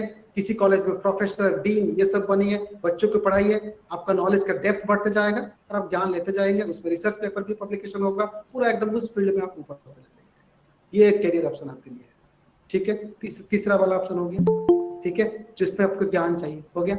अब आते हैं प्राइवेट जॉब।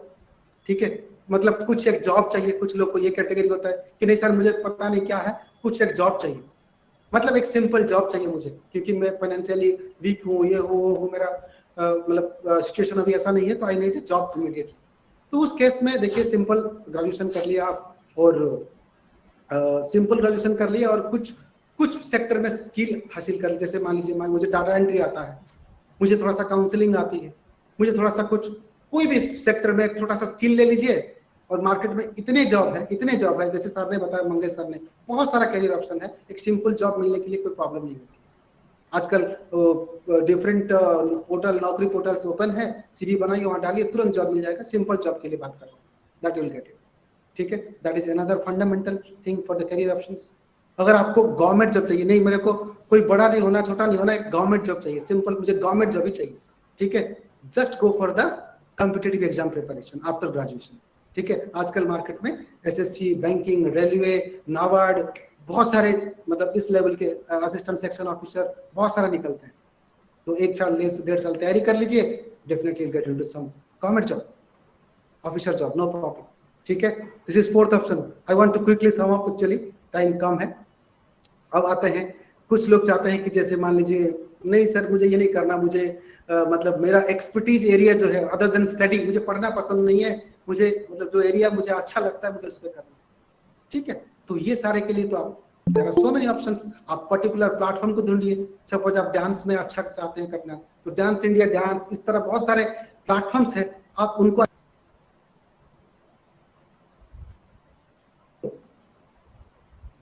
या कैन यू हियर मी, बहुत सारा इस तरह प्लेटफॉर्म होते हैं, आप उसको आइडेंटिफाई करिए और ऑटोमेटिक क्या करिए, उस पर फोकस करिए, फिर आपको प्लेटफॉर्म जरूर मिल जाएगा 1-2 साल के अंदर। तो चाहे म्यूजिक हो, चाहे डांस हो, चाहे क्रिकेट हो, चाहे कुछ भी हो, बहुत सारा अवेलेबल है। आपका डिस्ट्रिक्ट लेवल से लेकर स्टेट लेवल तक, लेकर कंट्री लेवल तक अवेलेबल है हर जगह। ठीक है, उस तरह अप्रोच करिए। ये हुआ आपका करियर अदर देन स्टडी। और कोई चाहता है सोशल वर्क करने के लिए, ठीक है, सोशल वर्क तो आप जानते ही हैं, इस पे आपको ग्रेजुएशन के बाद सीधा एनजीओ में ज्वाइन कर लीजिए, या ग्रेजुएशन से पहले भी कर सकते हैं। बहुत सारे एनजीओ है, ऑर्फनेज है, वुमेन एम्पावरमेंट के लिए बहुत सारा टीम काम कर रहा है, एनवायरमेंट के लिए बहुत सारा एक्टिविटी हो रही है, आपके स्टेट में हो रही है, आपके डिस्ट्रिक्ट में हो रही है, आपकी ब्लॉक में हो रही है, उसको आइडेंटिफाई करिए, उससे जुड़ जाइए, वो कैरियर ऑप्शन हो गया आपके लिए। और एक कैटेगरी ऐसा होता है कि मुझे कुछ नहीं चाहिए, मुझे खुद करना है, कुछ करना है, खुद करना है, खुद करना है। ठीक है, इसके लिए आजकल डेट में गवर्नमेंट मतलब बहुत सारे मतलब स्मॉल मीडियम इंटरप्राइजेस जो खुलते हैं स्मॉल स्केल के लिए, गवर्नमेंट बहुत सारे लोन्स देता है, स्कीम्स देता है, उसको आइडेंटिफाई कर लीजिए और उसके साथ चले जाइए। ठीक है, तो basically these are the career option. But एक चीज ध्यान रखना आपको, मैं फंडामेंटली बोलूंगा, चाहे जो भी आपका दिल कहे वो करिए, लेकिन एक चीज जरूर ध्यान रखिए। सबसे पहली बात है, आपको जानना होगा कि आप करना क्या चाहते हैं जिंदगी में, किस में आपको इंटरेस्ट है, वो पहले जानिए। ठीक है, और फुल्ली उस पर डेडिकेट कर लीजिए। आपको बिना डेडिकेशन में कुछ नहीं होगा, और डेफिनेटली अपने गोल पे पहुंच जाइए। इस पे एक बात मैं कहना चाहता हूँ, स्वामी विवेकानंद ने बोला था, awake, arise and stop not till the goal is achieved। मतलब आपण उठंतु, जागृत हुंतु एवं कर्मरत रहंतु जेते पर्यंत आपण गोल अचीव ही नहीं। उठिए, जागिए और काम करते जाइए, डेडिकेशन दिखाते जाइए जब तक गोल आपका अचीव नहीं हुआ है। You should do that. ठीक है, that is all from my side, and thank you Raghunath sir. Yeah. Thank you Shubhranshu sir. ये ଆପଣ ଯାହା ବି କହିଲେ ବହୁତ ଉପାଦେୟ। ହ୍ୱାଟ ୟୁ ୱାଣ୍ଟ ଟୁ ବି ବାସ୍ତବିକ ଆମେ ଯେତେବେଳେ ଯେକୌଣସି କ୍ୟାରିୟର କରୁଛୁ ନିହାତି ପ୍ରଥମରୁ ଆମେ ଯଦି ଜାଗ୍ରତ ହେବା, ପ୍ରଥମରୁ ଆମେ କ୍ୟାରିୟର ବିଷୟରେ କନସିୟସ୍ ହେବା, ତାହେଲେ ସେଇ ଅନୁସାରେ ଆମେ ନିଜକୁ ପ୍ରସ୍ତୁତ କଲେ ଆମେ ଆମର ଗୋଲରେ ବା ଏମ୍ରେ ଆମେ ପହଞ୍ଚି ପାରିବା। ଏବଂ ଆପଣ ସୁନ୍ଦର ଭାବରେ ଏକ୍ଜିକ୍ୟୁଟିଭ, ଜୁଡିସିଆରୀ, ଲେଜିସ୍ଲେଟିଭ ଆଉ ପ୍ରାଇଭେଟ ସେକ୍ଟର ଆଉ ବିଜନେସ୍ ସେକ୍ଟର, ଏଣ୍ଟରପ୍ରେନରସିପ୍ ଇତ୍ୟାଦି ବିଷୟରେ ଆପଣ ଅତି ସୁନ୍ଦର ଭାବରେ ସାର୍ ଆମର ଉପସ୍ଥିତ ଛାତ୍ରଛାତ୍ରୀଙ୍କୁ ଆପଣଙ୍କର ବକ୍ତବ୍ୟ ରଖିଛନ୍ତି। ନିହାତି ଏହା ଉପଦାୟ ହେବ। ଧନ୍ୟବାଦ ସାର୍। ଆମେ ୟା ପରେ ଆମେ ପୁଣି ସାର୍ଙ୍କର, ସୁଜିତ ସାର୍ଙ୍କ ପରେ ଆମର କ୍ୱେଶ୍ଚିନ୍ ଆନ୍ସର ସେସନ୍ ହେବ। ତେଣୁ ଆପଣଙ୍କୁ ଅନୁରୋଧ କରିବି ଆପଣ କିଛି ସମୟ ଅପେକ୍ଷାରେ ଆମର এই କାର୍ଯ୍ୟକ୍ରମ ରହିବେ।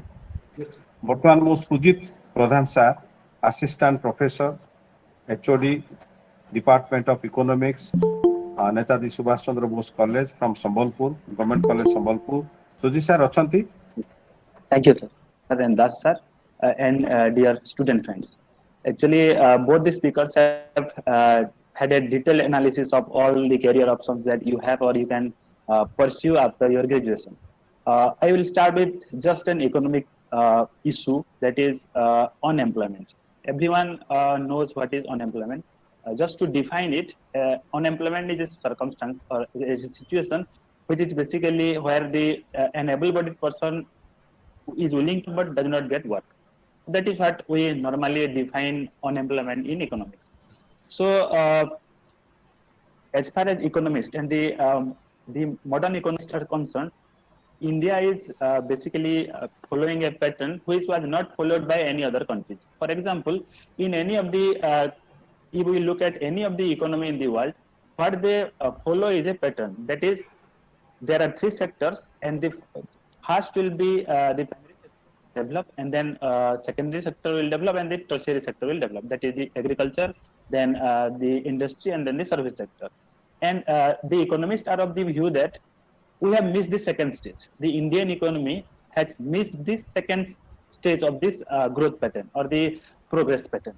So we developed agriculturally, then we had to develop industry also, but we missed that opportunity. We missed that stage, and we directly jumped to service sector. So if we look at the sectoral growth and sectoral contribution of different sector, then service sector is the highest contributor to the GDP, and then industry, and then agricultural sector. So there is an economist called Paul Krugman. He is of the view that there will be high mass unemployment in the economy, in Indian economy, because they have missed the second stage, the stage of industrial development. And as the speakers have told, and they have spoken in detail, you have different career options, and most of the career options are basically service in service sector. So what I would like to tell the students that if we look at the employment pattern in India, most of the employment generated is in the service sector or the farming sector, that is primary sector. And we are not trying to use the potential of industrial sector, the industry. So whatever we are doing, like after this one, there are different career opportunity, like your as sir said, both the speakers said, bank, SSC, then corporate, UPSC. You have after PG, you have research.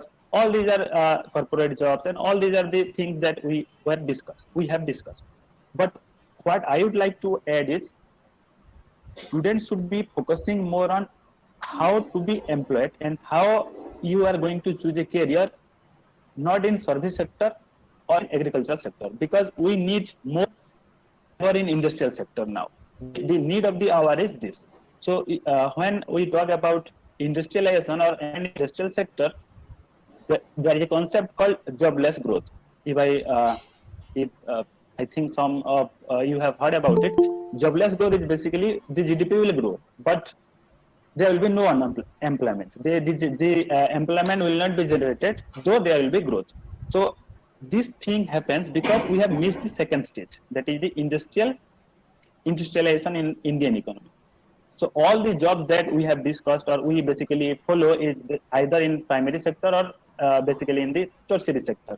Your bank, SSC, and all those that research also it will come under tertiary sector or the service sector. And both the speakers have had a detailed analysis of what are the careers that we have after graduation in service sector, industry also to some extent, and the primary sector.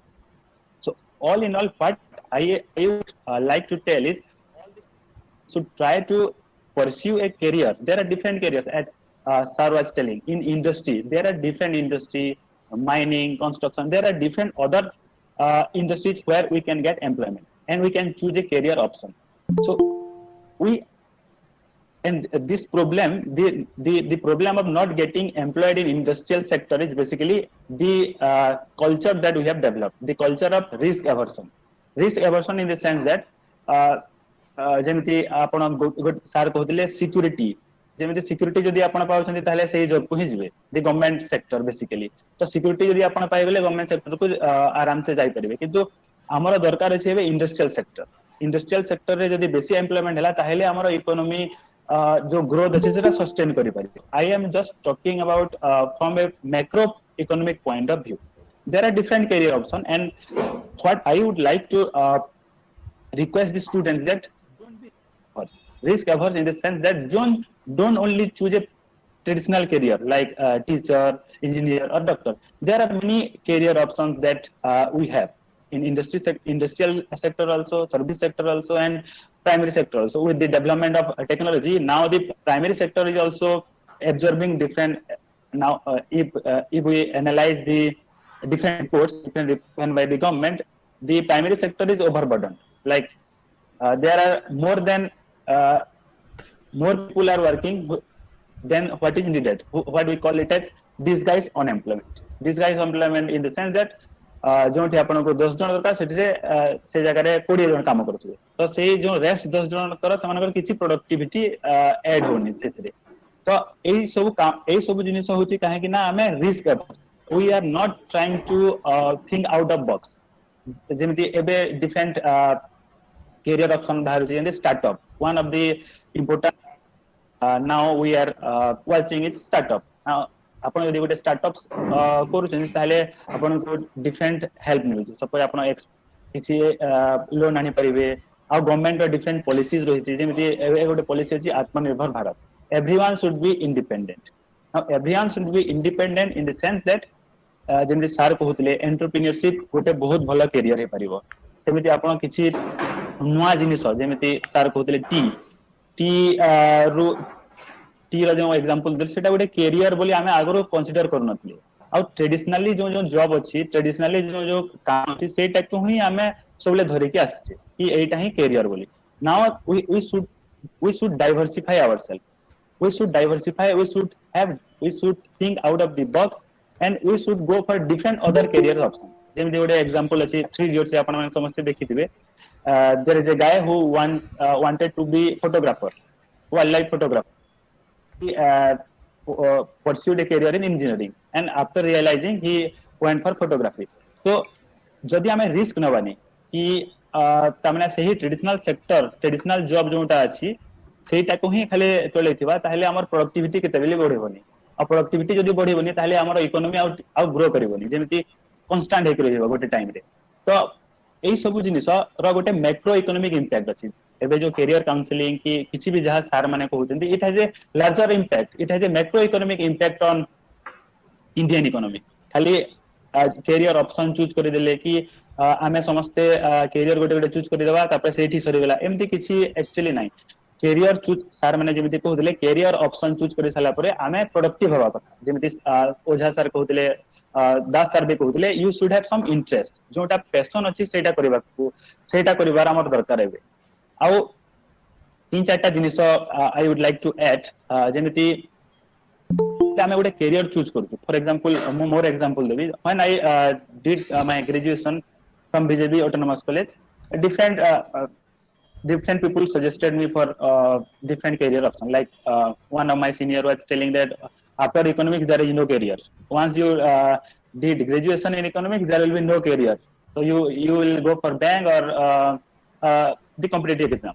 Someone told you have to have B.Ed, the B.Ed training, so that you will be employed.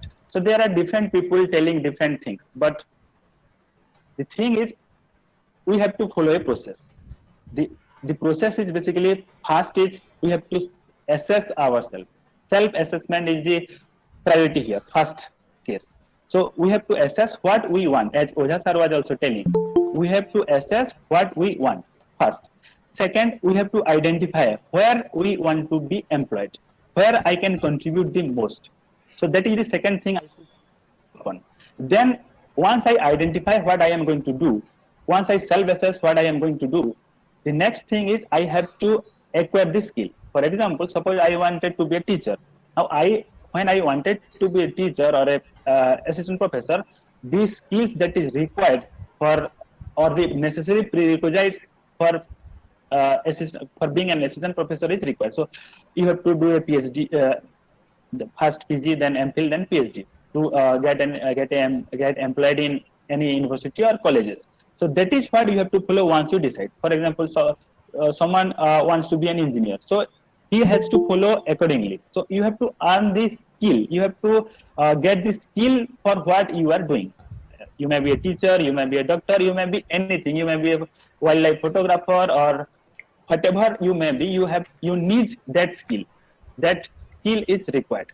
Then once skill is acquired, the point basically is normal for all. Like you have to apply for different the jobs you are getting, and if you are rejected for the first time, don't think that you will not be employed, and don't think you have opportunity. The opportunity will come again and again, and once you apply, why you are getting rejected, you should learn why you are getting rejected, and accordingly you have to improve yourself.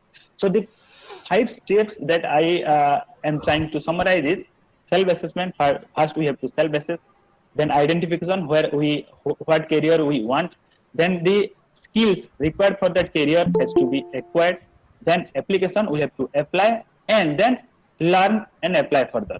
So this process will come again and again, and a time will come where we will be employed. And one more thing I would like to add is basically there are some things that are personal to all. There are some personal attributes which are required to choose a career option.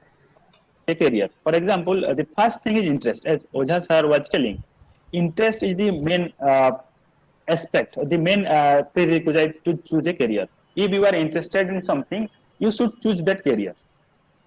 The first thing. The second, as I was telling, the skill. And then you have the most important thing I think is values. Suppose if you are not giving values to a career, then you should not opt for that career. For example, someone may tell teaching is not a good job, or someone may tell why should I go for engineering? There will be more work, there will be more burden for engineers. So once we understand the value, what the value we are inculcating in ourselves, like if I am a teacher, I should value to that profession. I should value that profession. If I don't value that profession, I will not enjoy that profession, or I will not enjoy the career. So these are some of the things that we should remember while choosing a career. And for the rest of the things, I think Ojha sir and Das sir has already told about different careers and what are the different options that we have. So I will not go for that. I just would like to conclude by telling that we should not go only for traditional job. We should not be risk averse. Take some risk. Once you are taking risk, then the return will be higher. Obviously, the return will be higher. And we should not go only for traditional job. We should diversify ourselves. We should think out of the box, and accordingly, we should be more productive for the economy and for the society as a whole. Thank you. Thank you, Sujit sir. Beautiful presentation. Sir, जो कथा कहले interest skill आ value आमे जहा काम करछु ताको value देबा दरकार value addition कले तार मूल्यटा बढ़ी थाए एवं ट्रेडिशनली आमे जो जो काम करूछु जेमती आर के सर कहउथले आ सर भी कहउथले सुब्रह्मण्य सर भी कहउथले जे किछि इनोवेटिव आम जेकोसी जगार आम निजर कैरियर को एस्टाब्लिश आम कर very important thing is that we need to assess our strength weakness and opportunities जोटा आम भी कहूँ बेले बेले शॉर्ट एनालिसिस आम कहूँ ताकू आम करबा दरकार अच्छी आउ ता सहित आम जानी पारिबा आवर आइडेंटिफाई करबा आम को प्रोफेशन कोन करबा को चाहूँ what I am going to do आ से अनुसार आमको स्केलिंग अप हेबार अच्छे आम जहाँ नॉलेज अच्छे ताको स्केलिंग अप कले आम मार्केट रे सेलेबल हो पारिबा आउ job is plenty of job is there जहाँ कथा कहले जे सर जेहेतु इकोनॉमिक प्रोफेसर सर अच्छी इकोनॉमिक डिपार्टमेंट रो इंडस्ट्रियल सेक्टर कथा कहते सर्विस सेक्टर कथा कहते प्राइमरी सेक्टर कथा कहते आउ भी वर्तमान आमर जो नरेंद्र मोदी गवर्नमेंट रे एनडीए गवर्नमेंट रे जो अच्छी स्टार्टअप कथा आत्मनिर्भर भारत तो there are plenty of scopes are available for establishing ourselves or getting employment तेनु एटा बहुत भलो भलो कथा सर हमको कहिसंती definitely it is very much useful for our student thank you sir now this is the time for question answer session किछि पिला already अवश्य बाहर जाइछंती आ जो माने अछंती म अनुरोध करबी आपण मानकर जदि किछि प्रश्न अछि छात्र छात्री आज बहुत सुंदर कथा जे तीनटा विभाग रु आज कॉर्पोरेट सेक्टर रो एक्सपर्ट ट्रेनर बहुत एक्सपीरियंस्ड सर माने अछंती आरकेएस सर अछंती आईएएस कोचिंग सेंटर एवं टीचिंग फैकल्टी रु भी हमर सुजीत सर अछंती म अनुरोध करबी जो छात्र छात्री माने अछंती जदि किछि प्रश्न अछि आपण माने पचारि पारिबे हम सर मानकर व्यक्तिगत भाव रे ना करि कि आपण पचारि पारिबे दया करी पचारिबे आई थिंक गोटे क्वेश्चन आस्थिला जे जने संस्कृत टीचर केमते हबो बोली सर प्लीज आंसर करंतु सर चैट बॉक्स रे टिके एक्चुअली आपण को टीचर हबा पई गोटा ही पाथ अछि से पाथ होछि आपण ग्रेजुएशन पर पोस्ट ग्रेजुएशन करिवे ऑलमोस्ट तो सब लीडिंग यूनिवर्सिटी रे संस्कृत गोटे सब्जेक्ट रे पोस्ट ग्रेजुएशन अछि पोस्ट ग्रेजुएशन कला परे आपण जोडी देखिबे संस्कृत हैज ए ऑप्शन गोटे बहुत कॉलेज गोटे संस्कृत अछि स्कूल से भी आपण का संस्कृत सब्जेक्ट अछि जोटी भी अछि सेठी आपणकर टीचर ट्रेनिंग सब थाए आपण गोटे टीचर ट्रेनिंग करी ग्रेजुएट सहित किंबा पोस्ट ग्रेजुएट करी भी आपण करंतो टीचर ट्रेनिंग अछि डिफरेंट लेवल रो टीचर ट्रेनिंग अछि आपण से टीचर ट्रेनिंग कला परे आपण स्कूल किंबा कॉलेजेस को अप्रोच करिवे यदि आपण हायर लेवल रे जने संस्कृत टीचर हबा को चाहउचंती ता सहित आपण को डेफिनेटली पीएचडी भी सेथिरे करियो को पड़िबो एवं सेथिरे आपणकर गोटे करियर ग्रोथ हे परिबो तनकर जे पाठ होची आपण ग्रेजुएट हो पोस्ट ग्रेजुएट कला परे आपण टीचर ट्रेनिंग करिवे तार सब different scopes types of teacher training होची सेटा कला परे आपण जॉइन करि परिबे बहुत जगह रे जोटी सब संस्कृत टीचर अछथि आ तपरे करियर प्रोग्रेस पे आपण को पीएचडी सेथिरे करले आपण को आबि सेटा हेल्पफुल होबो सर मु आउटे जोड़ी भी जो माने कैरियर संस्कृत सर मु टिके जोड़ी भी एथिरे संस्कृत पाई बे नुआ अपॉर्चुनिटी खोलुची जेमती भी किछि दिन तळे आपण जानिथिबे अमेजन एवं गूगल से माने संस्कृत पिला खोजुचंती फॉर ट्रांसक्रिप्शन जॉब तो जे माने जेहेतु अनेक पिला बे केरला साउथ इंडियन एवं बेस्ट जेहेतु इंडिया होची सेकंड लार्जेस्ट मार्केट तो बहुत लोक संस्कृत खोजिया को चाहउचंती एवं से शब्द गुडी को ट्रांसलेशन करिया पई से माने संस्कृत रे शब्द भाषा को सुधार भल अच्छी तो ट्रांसलेशन करने हायर करुँच तेणु जमी कहली गूगल एवं अमेजन बड़ बड़ बहुत पिला हायर करुँच बेसिकली जो जार संस्कृत स्क्रिप्ट उपर दखल अच्छी धन्यवाद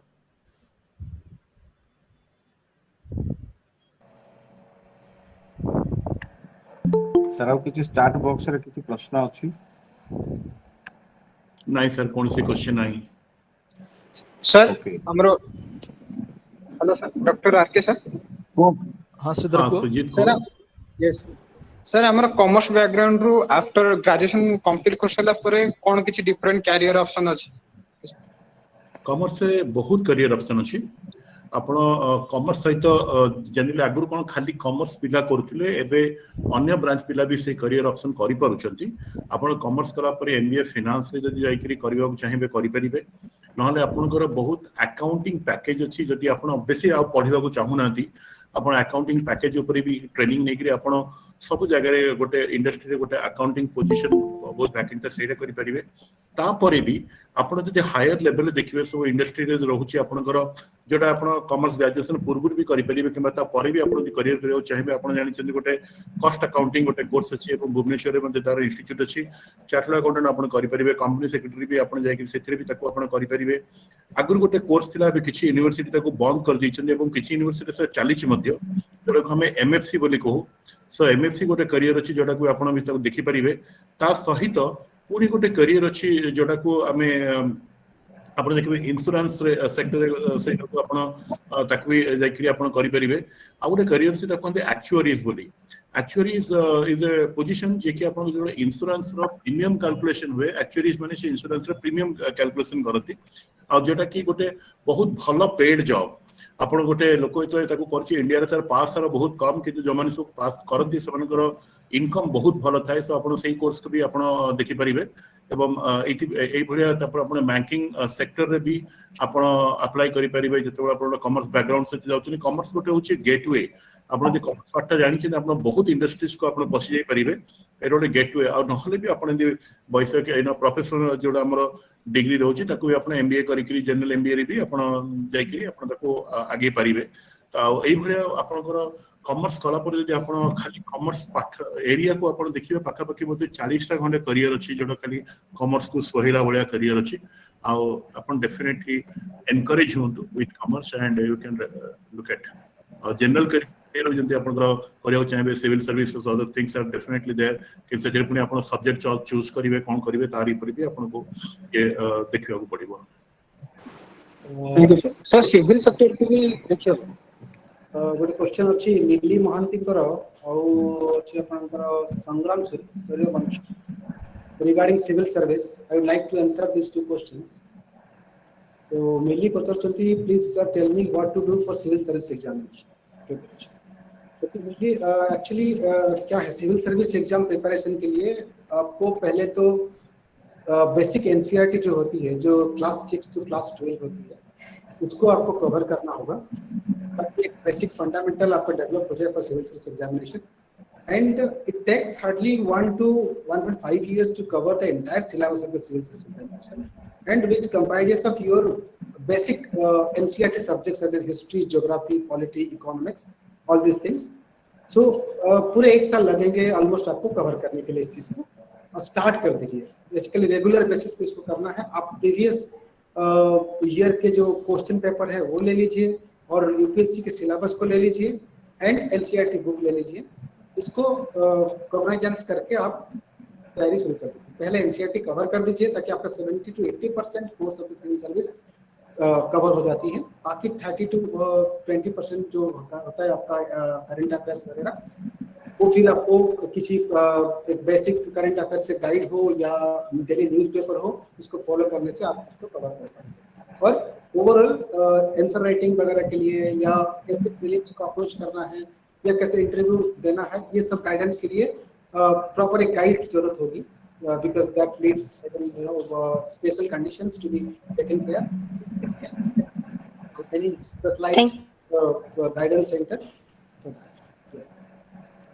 and thank you so much sir yeah thank you संग्राम सूर्यवंशी का क्वेश्चन ये है कि sir just after completing the graduation is it right to prepare for UPSC CSE or get an job in RI or any other field so that we can prepare for UPSC LMB देखो Sangram actually ये depend करता है आपके ऊपर मैं तो ये कहूंगा कि सिविल सर्विस एक ऐसा एग्जामिनेशन है जब तक आप सारे ऑप्शन आपका खत्म नहीं करते हैं और इसके लिए जिंदगी नहीं देते हैं तो ये आपको टूट नहीं देगा ठीक है बिकॉज चारों तरफ हाथ लगाए और सिविल सर्विस तैयारी करें it becomes quite difficult but at the same time क्या होता है कि डिपेंड करता है आपके बजट सिनेरियो पर आप अगर मान लीजिए सस्टेनेबिलिटी के लिए एक जॉब ढूंढ रहे हैं और उसके साथ साथ सिविल सर्विस करना चाहते हैं it also possible but it would be a hectic one but still it is possible बहुत सारे एग्जांपल्स है लोग जॉब करके या 12-13 घंटा जॉब करके भी सिविल सर्विस कर पाते हैं it depends upon you but easier option ये होगा कि आप 1-1.5 साल फोकस करके सिविल सर्विस प्रिपेयर कर लीजिए हो जाएगा अगर ये पॉसिबल नहीं है तो आप जॉब लेके भी कर सकते हैं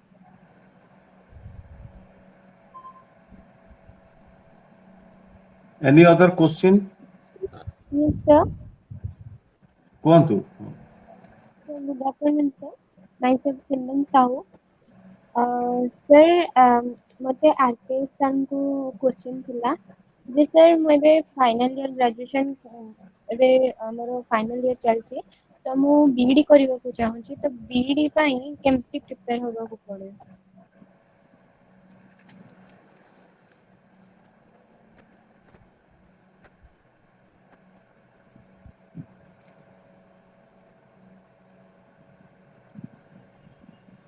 Sir, I am audible? Yes, yes. ଆପଣ କାହାକୁ ପଚାରୁଛନ୍ତି ପ୍ରଶ୍ନ? Sir, ମଙ୍ଗେଶ ସାର୍ଙ୍କୁ ପଚାରୁଥିଲି। Sir Mangesh sir. ମୁଁ ଜାଣିପାରୁଥିଲି କୋଶ୍ଚିନ୍ଟା କାହାକୁ ଆଡ୍ରେସ୍ ହେଇଛି ବୋଲି। ଦେଖନ୍ତୁ, ଯେତେବେଳେ ଆପଣ ବିଇଡି ଜଏନ୍ କରୁଛନ୍ତି, ବିଇଡି ପରେ ଆପଣ ପ୍ରିପେୟାର କରିବାକୁ ଚାହୁଁଛନ୍ତି ବିଇଡି ପାଇଁ ତା ପାଠ ଆପଣ ପାଠ୍ୟକ୍ରମକୁ ଆପଣ ଦେଖିବାକୁ ଚାହୁଁଛନ୍ତି ବିଇଡିର, ସେଥିରେ ମୋଷ୍ଟଲି କ'ଣ ହେଉଛି ଆପଣଙ୍କର ଟିଚିଂ ସାଇକୋଲୋଜି ଉପରେ ତାର ଗୁଡ଼ାଏ ସବୁ କୋର୍ସ ତାର ପାଠ୍ୟକ୍ରମ ସବୁ ସଜେଇ ହେଇକି ରହିଛି ଏବଂ ଆପଣ ସେଇ ଟିଚିଂ ସାଇକୋଲୋଜିର ଗୁଡ଼ାଏ ପାଠ ଅଛି ଆପଣଙ୍କର, ଯେମିତି ବର୍ତ୍ତମାନ ଆପଣ ମୁଁ କହିଲେ ତାକୁ ଆପଣ ନ ବୁଝିପାରନ୍ତି, ଯେମିତି ତାର ବ୍ଲୁମ୍ସ ଟାକ୍ସୋନମି ହେଇଗଲା, ଇନଷ୍ଟ୍ରକ୍ସନାଲ ଡିଜାଇନ ହେଇଗଲା, ଏଇଭଳିଆ ତାର ସବୁ ଗୁଡ଼ାଏ ସବୁ ପାଠ୍ୟକ୍ରମ ଅଛି ଆଉ ଯୋଉଟାକୁ ଆମେ ଜେନେରାଲି କହୁ ଆପଣଙ୍କର ଟିଚିଂ ପାଠ୍ୟକ୍ରମର ରହୁଛି। ଏବଂ ବିଇଡିରେ ବି ଆପଣଙ୍କର ଆଗରୁ କ'ଣ ହଉଥିଲା, ଖାଲି ଗୋଟେ ଷ୍ଟ୍ରିମ୍ରେ ଗୋଟେ ମେକାନିଜମରେ ଆଡମିସନ ହଉଥିଲା। ଏବେ ଆପଣ ଯଦି ଦେଖିବେ ଇଗ୍ନୋକୁ ଯାଉଛନ୍ତି କି କୌଣସି ୟୁନିଭର୍ସିଟି ଯାଉଛନ୍ତି, କିଛି କିଛି ଜାଗାରେ ପ୍ରବେଶିକା ପରୀକ୍ଷା ଅଛି, କିଛି ଜାଗାରେ ଆପଣ ଡାଇରେକ୍ଟ ଏଣ୍ଟ୍ରି ବି କରିପାରିବେ ପ୍ରବେଶିକା ପରୀକ୍ଷା ବିନା ବି। ତେଣୁକରି ଆପଣଙ୍କୁ ଡିପେଣ୍ଡ କରୁଛି ଆପଣ କୋଉ ଭଳିଆ ବିଇଡି କରିବାକୁ ଚାହିଁବେ। ଯଦି ଆପଣ ପ୍ରବେଶିକା ପରୀକ୍ଷା ଦେଇ ବିଇଡି କରିବାକୁ ଚାହୁଁଛେ ତାହେଲେ ଯେମିତି ଜେନେରାଲ ଆପ୍ଟିଚ୍ୟୁଡ ଟେଷ୍ଟ ରହେ ସେଭଳିଆ ଆପ୍ଟିଚ୍ୟୁଡ ଟେଷ୍ଟ ଆପଣ ପ୍ରିପେୟାର କରିବେ। ଆଉ ଯଦି ଆପଣ ଡାଇରେକ୍ଟ କୋଉଠି କରିବାକୁ ଚାହୁଁଛନ୍ତି ତାହେଲେ ମୋଷ୍ଟଲି ଆପଣଙ୍କର ଗୋଟେ ଆପଣ ଯୋଉ ସବଜେକ୍ଟରେ ପଢୁଛନ୍ତି, ମାନେ ଆପଣଙ୍କର ସପୋଜ ଆପଣ ଫିଜିକ୍ସ ନେଇଛନ୍ତି କିମ୍ବା କୌଣସି ସବଜେକ୍ଟ ଗୋଟେ ପଢୁଛନ୍ତି, ସାଇନ୍ସ କିମ୍ବା ଆର୍ଟସ ଯୋଉ ସବଜେକ୍ଟ ଅଛି ତାରି ଉପରେ ନଲେଜ ସହିତ ଆପଣଙ୍କର ଇନଷ୍ଟ୍ରକ୍ସନାଲ ଡିଜାଇନ ହେଇଗଲା, ଟିଚିଂ ସାଇକୋଲୋଜି ଉପରେ ବେସିକ୍ସ ନଲେଜ ରହିବା ବହୁତ ଭଲ। ତାପରେ ଆପଣ ପାଠ ପଢିଲେ ସେଥିରେ ଭିତରେ ଆପଣ ଅନ୍ୟ ସବୁ ଜିନିଷ ବି ଜାଣିପାରିବେ। Thank you, sir. ଏଠି ମୁଁ ଦେଖୁଛି ଗୋଟେ MBA ଉପରେ କ୍ୱେଶ୍ଚିନ୍ ଅଛି। ସାର୍ MBA ର ଯେମିତି ମୁଁ ଦି ତିନିଟା କ୍ୱେଶ୍ଚିନ୍ ଦେଖୁଥିଲି, ଗୋଟେ ହଉଛି ଗୋଟେ ଜଣେ ସାଧାରଣ ପିଲା ଗୋଟେ MBA କୁ ଆଫୋର୍ଡ କରିପାରିବ କି? ତାର ଉତ୍ତର ହଉଛି ହଁ, ନିଶ୍ଚୟ କରିପାରିବ। ଆପଣ ଓଡ଼ିଶାରେ ଗଭର୍ଣ୍ଣମେଣ୍ଟର କିଛିଟା ଜାଗାରେ MBA ଯୋଉଠି ଚାଲିଛି ତା କୋର୍ସ ବି ବହୁତ ମାନେ ନର୍ମାଲ। ମୁଁ ଜାଣିକିରି ଆଶ୍ଚର୍ଯ୍ୟ ବି ହେଲି, 70,000 ଟଙ୍କାରେ ବି MBA ହେଇପାରୁଛି ଓଡ଼ିଶା ଭିତରେ ବର୍ତ୍ତମାନ ଲେଭେଲରେ।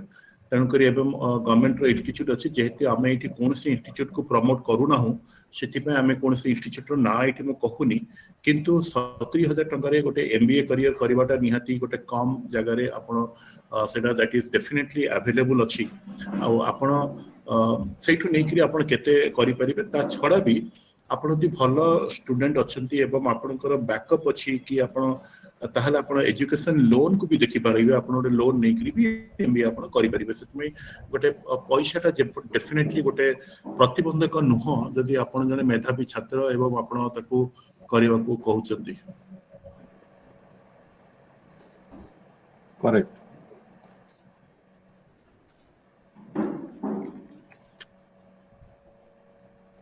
ଆଉ କିଛି ପ୍ରଶ୍ନ ଅଛି ପିଲା ଥିଲେ? Sir sir IT Sujit sector sir ऊपर को किसी कहिबे? आईटी सेक्टर ऊपर किसी सुजीत सर को सर सुजीत सर को मैं क्वेश्चन हाँ कुहतु कुहतु जड़े पर कुहतु सर ऋतिका सुजीत सर को मैं सुजीत सर को मैं मोर क्वेश्चन थिला after completing BA in economics हम पे कोन कोन कैरियर ऑप्शंस रहि परिबो? हाँ सुजीत सर अछंती? हाँ एक्चुअली सुजीत सर बीए हाँ सर दियंतु सर आंसर दियंतु। पर तो जहाँ नॉर्मल आपनकर I am sir you are not audible. हाँ सर सुबुची सुबिला सर सुबिला टिके ब्रेक होतला वॉइस वर्तमान ऑडिबल नो सर आपनकर बोधे बैंडविड्थ प्रॉब्लम अछि ना कोन? सुबुची की sir hello सुबिला सुबिला sir cone? Sir, Subhuji ki? Am I audible, sir? Yes, sir. Yes, sir. Yes, sir. Please continue. Now? Am I audible now? Yes, sir. Yes, sir. Am I Please audible now, sir? continue. Sir, audible, sir. BA Audible. Economics परे आपनकर जेमिति general BA परे railway banking सब तो जेमिति अछि सेमिति आपरे आपण यदि PG कले हां हायर स्टडी आपण ताले स्टडी परे डिफरेंट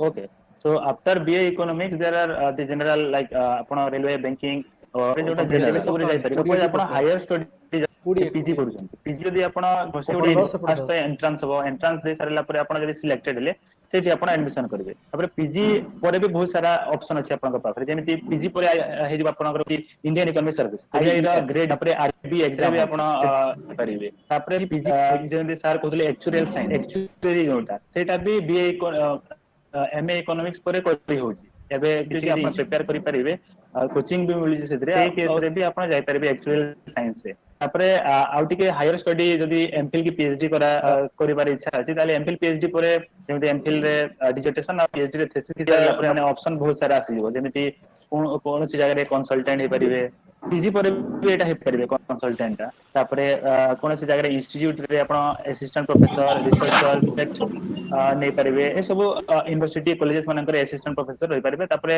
एसोसिएट प्रोफेसर आ हायर लेवल रो अछि ए सब कैरियर ऑप्शन अछि after BA economics So after economic BA economics हमें PG करिबाटा बेटर हो या MBA? That depends on how you what is your priority. MBA कले भी सेमिति ऑप्शन अछि BA इकोनॉमिक्स कले भी बहुत सारा ऑप्शन अछि तो आपण जोटा प्रेफर करन सेटा चूज करिबा बेटर हो. So if मते कॉर्पोरेट वर्ल्ड को जिबार अछि देन कोडा बेटर हो कना मु देखुतली गूगल रे कि आफ्टर पीजी भी किछटा कॉलेज रे लाइक ड्यू अंडर कॉलेज वगैरह रे हमको प्लेसमेंट्स भी मिलुची तो कोडा बेटर हो पीजी या MBA? Okay I think Sujit sir को वॉइस हम मो आंसर ता दे दोची जेतु सुजीत सर को वॉइस ता कटियला तापर हमें maybe can close it देखो जो आपने एमबीए करूछंती आपण जनरली पूरा पढुछंती गोटे बिजनेस ता कोन गोटे बिजनेस सेटअप पाई कोन से बिजनेस रो तारा किछिटा फंक्शन थाय जेंति गोटे ह्यूमन रिसोर्स लोक माने चाकरी को आसीबे केमती केमती मन देखि काम करिवे तांको प्रमोशन केमती मिलिबो दरमा केमती दिया जिवो एटा गोटे पाठ्यक्रम एमबीए रो आ गोटे पाठ्यक्रम हला जति गोटे प्रोडक्ट प्रोड्यूस होछि कि सर्विस ताको हमें मार्केट रे बिकिबा केमती तार स्केल ऑफ इकोनॉमिक्स ताको हमें बढ़ेबा केमती प्रॉफिट परसेंटेज ता बढ़ेबा केमती तृतीय पाठ हेगला आप जदि पूरा बिजनेस टा गोटे इंफ्रास्ट्रक्चर सपोर्ट करे सपोज आईटी इंफ्रास्ट्रक्चर केमा प्रोडक्शन मैनेजमेंट सिस्टम हम तारी पर पढुचती तापर जे गोटे प्रोडक्ट मार्केट को जीवो केमते सप्लाई चेन ऊपर हमें पढले पुनी माने एंती सब फाइनेंस ऊपर पढले तन करी आपण एमबीए कले गोटे पूरा ब्रॉडर नॉलेज आपण पाइबे जोटा कि आपण के हेल्प करियो मोस्टली फॉर इंडस्ट्री बिजनेस एई बळे जगह को दिबा पई किंतु जदि आपण इकोनॉमिक्स ऊपर करछन सर कले इकोनॉमिक ऑफिसर आपण जळे करि परिबे ओ इकोनॉमिक पिला स्टैटिस्टिक्स रे बहुत स्ट्रांग थांदी हमर स्टैटिस्टिकल ऑफिसर भी पोजीशन अछि तेतु करी आपण जदि मोस्टली गवर्नमेंट नेचर जॉब किबा आपण एजुकेशन एकेडमिक्स को टारगेट करिवे ताले मु भाबुची आपण इकोनॉमिक्स रे आगु को चलले बहुत भलो हबो. नो सर मते कॉर्पोरेट को एंटर करबार अछि तो ताले आपण एमबीए टारगेट करंतु. Thank you, sir. Welcome. Any other question? I'm a last question नेबा वर्तमान सर सुब्रह्मण्य सर गोटे आईएएस मंत्र कोन अछि साथि के आपण सिविल सर्विस पय सर आपण बहुत आईएएस पिला मान को कोचिंग दउचंती आ टिके दीपद कहबे सर. ओके तो देखंतु आईएएस को नै कि गोटे लाइन में कहउ चाहू छी इटा गोटे बहुत lucrative career option. Reason hoche ya not only to the top like the top position of the government you will move, not only that but also हमने देखा है जो भी बंदा आईएएस तैयारी करता है पूरा 1 साल अगर उसने डेडिकेटेड प्रिपरेशन करा पूरी 1 साल मतलब he has to go through entire history entire geography, entire polity, economics, environment, science and technology, current issues of national and international importance. मतलब ऐसा कुछ चीज छूटता नहीं है जो चीजें उसको पढ़ना नहीं होगा, ठीक है। तो पूरी साल अगर उसने डेडिकेटेडली अच्छे से पढ़ लिया तो क्या होता है कि एक complete transformation in the personality, in the knowledge level ये हो जाता है। तो जो स्टूडेंट आज के डेट में 0 लेवल पे होता है, 1 साल के बाद उसकी entire knowledge level, personality, career, everything बदल जाता है। कल को वो आईएएस उसको मिले ना मिले, इवन ये मैटर नहीं करेगा, और उसके लिए इतने सारे ऑप्शंस खुल जाएंगे। मतलब इंडिया में जितने एग्जाम होते हैं कॉम्पिटिटिव एग्जाम, ये सारे एग्जाम क्लियर करने की मतलब काबिलियत रखती है एक आईएएस प्रिपरेशन जो एस्पायरेंट है 1 साल पढ़ने के बाद। एक ये है। दूसरी एक फील्ड उनके लिए बन जाता है आईएएस एस्पायरेंट को पढ़ाने का, जिसपे कि आज के डेट में लोग लाखों लाखों कमाते हैं हर मंथ। तो मैं ये कहूंगा अगर कोई बड़ा एम्बिशन रखता है या कुछ करता है, जिंदगी में एक बार सिविल सर्विस सिलेबस के थ्रू गो थ्रू होना चाहिए, 1 साल के लिए अपना देना चाहिए, ताकि कंप्लीट ट्रांसफॉर्मेशन हो और नॉलेज बेस अपना यहाँ से यहाँ तक चले जाए और कंप्लीट मतलब एक पर्सनालिटी जो है उसमें इम्पैक्ट आए, लाइफ बदल जाए। ये मैं कहूँगा। Thank you sir. गोटे लास्ट क्वेश्चन थिला सर मंगे सर पे थिला ह्यूमन रिसोर्स रे एमबीए कले कोन स्किल डेवलपमेंट कोर्स करबा को पड़िबो? देखो जदि आपण गोटे एमबीए जॉइन करछन विथ ह्यूमन रिसोर्स मैनेजमेंट, से पाठ्यक्रम भितर आपण बुढ़ाई जिनस पढ़े। गोटे हूँ ता भितर जो आप गोटे जनरल पढ़े तो प्रथम जिनस पढ़े हूँ ह्यूमन ब्रेन टा केमती काम करे, ह्यूमन बीइंग बिहेवियर केमती करन, जोटा कमे ऑर्गेनाइजेशनल बिहेवियर बा बिहेवियरल साइंस बोली कहू। आपण एमिति ता भितर किछि साइकोलॉजिकल इनपुट पाइबे जोटी कि आपण लोक मान को डील करबाटा आपण सहित बहुत सुंदर भाबे आपण करि परिबे। सेकंड होची आज यदि गोटे स्किल सेट आपण देखुछन्ती एचआर रे, तार गोटे बड़ स्किल सेट होची मैन पावर एक्विजिशन, रिक्रुटमेंट। आप देखिए naukri.com टू आरंभ करी एबड़ा बहुत ऑर्गेनाइजेशन अछि जो माने खाली रिक्रूटर्स एंगेज करते एवं रिक्रूटर्स मानकर आजिकल दरमा बहुत भलो। आपण जे दरमा न करी भी निजे निजे को रिक्रूटर भलिया आपण निजे को निजर ऑर्गेनाइजेशन भी कले। मु आपण कहि रखुची मार्केट रे गोटे रिक्रूटर सपोज आप देखिए बहुत रिक्रूटमेंट फर्म अछि, से माने गोटे कैंडिडेट को माने प्रमोट माने गोटे कैंडिडेट को चाकरी करे दोचंदी, ताले ऑर्गेनाइजेशन से माने को दोची 8.33% रु भलो भलो जगह रे पाखापाखि 20-22% ऑफ द एनुअल सैलरी। मु देखिची बहुत लोक भुवनेश्वर रे मोर किछि बंधु किबा बॉम्बे रे भी मु देखिची से माने सब हायर लेवल रिक्रूटमेंट करांती। सपोज गोटे लोकर गोटे वर्षकर दरमा हैला 40 लाख टका, ताहले तार 1.5 मासर दरमा पाखापाखि जदि आपण ताको भांगिबे पाखापाखि 6 लाख टका से माने पांती जदि गोटे लोक को चाकरी करई देले कि पिला को नियंत्रित से माने पिलाठू जमा पैसा नियंत्रित से कंपनी से को पैसा दिए कहने कंपनी रे होची नॉर्म। आपण भाबंतु सी यदि गोटे वर्ष को 20 टा लोक को खाली चाकरी दउची तार 1 कोटी रु 1.5 कोटी टका से पाई पड़छ। गोटे रिक्रूटर रो दरमा माने जॉब होची बहुत भलो। तापरे आपण ता भितरे पुनी पढिबे परफॉर्मेंस मैनेजमेंट सिस्टम केमि करा जाय, गोटे लोकर परफॉर्मेंस के मेजर कर दे। आ गोटे स्किल्स ला ट्रेनर, जेमते मु हनी जने ट्रेनर वर्तमान मु काहरी पई चाकरी करूनु से आमे माने कोन करछ गोटे इंडस्ट्री को जाई गोटे ट्रेनिंग दो एवं ट्रेनिंग रे आजिर मार्केट प्राइस होची लाख टका ऑन एन एवरेज जने गोटे दिन को पाउची। जन आपण गोटे भलो ट्रेनर हे गेले तार प्राइस भारी करची 25,000 टका नेकरी आपण 1.5 लाख टका जाय गोटे दिन को आपण चार्ज करि परिबे। जदि गोटे ट्रेनर निजे को 10 दिन गोटे मास रे एंगेज करोची ताहले ताको कोनसी जिंस I mean he is enjoying his life in anything आ सेटर पुनी सब जगह रे ट्रेनिंग दिए कंपनी स्पॉन्सर करिवो आपण जिबा आसीबा ट्रैवल फ्लाइट सब कंपनी दिए। तेणुक ट्रेनिंग एंड डेवलपमेंट केमती करा दियो सेटा गोटे आउ गोटे कौशल। तापर होची गोटे लोक को साइकोलॉजिकल आपण काउंसलिंग केमती करिवे, कोचिंग केमती करिवे, एटा होची तार आउ गोटे जिंस आपण तार भीतर पढुचनी। ता भीतर होची वेजेस एंड कंपेंसेशन जोटा होची आपण कंपेंसेशन मैनेजमेंट लोक को दरमा केमती दिया जिवो, केते कटिंग हबो, से लोकरा केमती इनकम टैक्स डिपॉजिट करो, तार पूरा पाठ्यक्रम होची सेटा। ता भीतर भी आजिकल नुआ जिनस सब पसलनी जा डिजाइन थिंकिंग जे देखियो सब नुआ ना उबर रो गोटे खाइबा ऐप आछि, सेटा गोटे पूरा प्रोडक्ट होची गोटे पाठ्यक्रम रे बाहर के सेटा बाहरुची। तो सेटा को डिजाइन थिंकिंग बोली कहते हैं। दिस बहुत सब नुआ नुआ कौशल आपण पढी परिबे जेतो आपण आछन गोटे एमबीए एचआर सहित। Thank you sir. Nice, thank you, धन्यवाद सर। आमे वर्तमान आमर कार्यक्रम को सांग करिया को जिबा। आम गहन अच्छा Manoranjan Panda course coordinator master in journalism and mass communication Manoranjan Panda सार को अनुरोध करी से फॉर्मल वोट ऑफ थैंक्स देबे किंतु ता पूर्वरु मु कहि रखे जे आपण मानकर जहाँ भी प्रश्न अछि या परे भी आपण माने आम सहित जोगाजोग रहिबे मेल आईडी रे किंबा व्हाट्सएप ग्रुप रे जदि आपण किछि प्रश्न थाए आज जदि किछि डाउट आपणकर रही जाइछि ताहले भी परवर्ती समय आमे सार मान माध्यम रे आपण मानकर प्रश्न उत्तर देबा पे निश्चित चेष्टा करिवु वर्तमान मु मनोरंजन पंडा सार को अनुरोध करी course coordinator journalism and mass communication department से फॉर्मल वोट ऑफ थैंक्स देबे Thank you, Raghunath Mondal sir. Thank you, sir. Thank you, Raghunath Mondal sir. So this was a nice deliberation and indeed an insightful talk to guide students like undergraduate students who will be just pass out after 2-3 months, and they are the most sufferer due to the COVID-19 pandemic.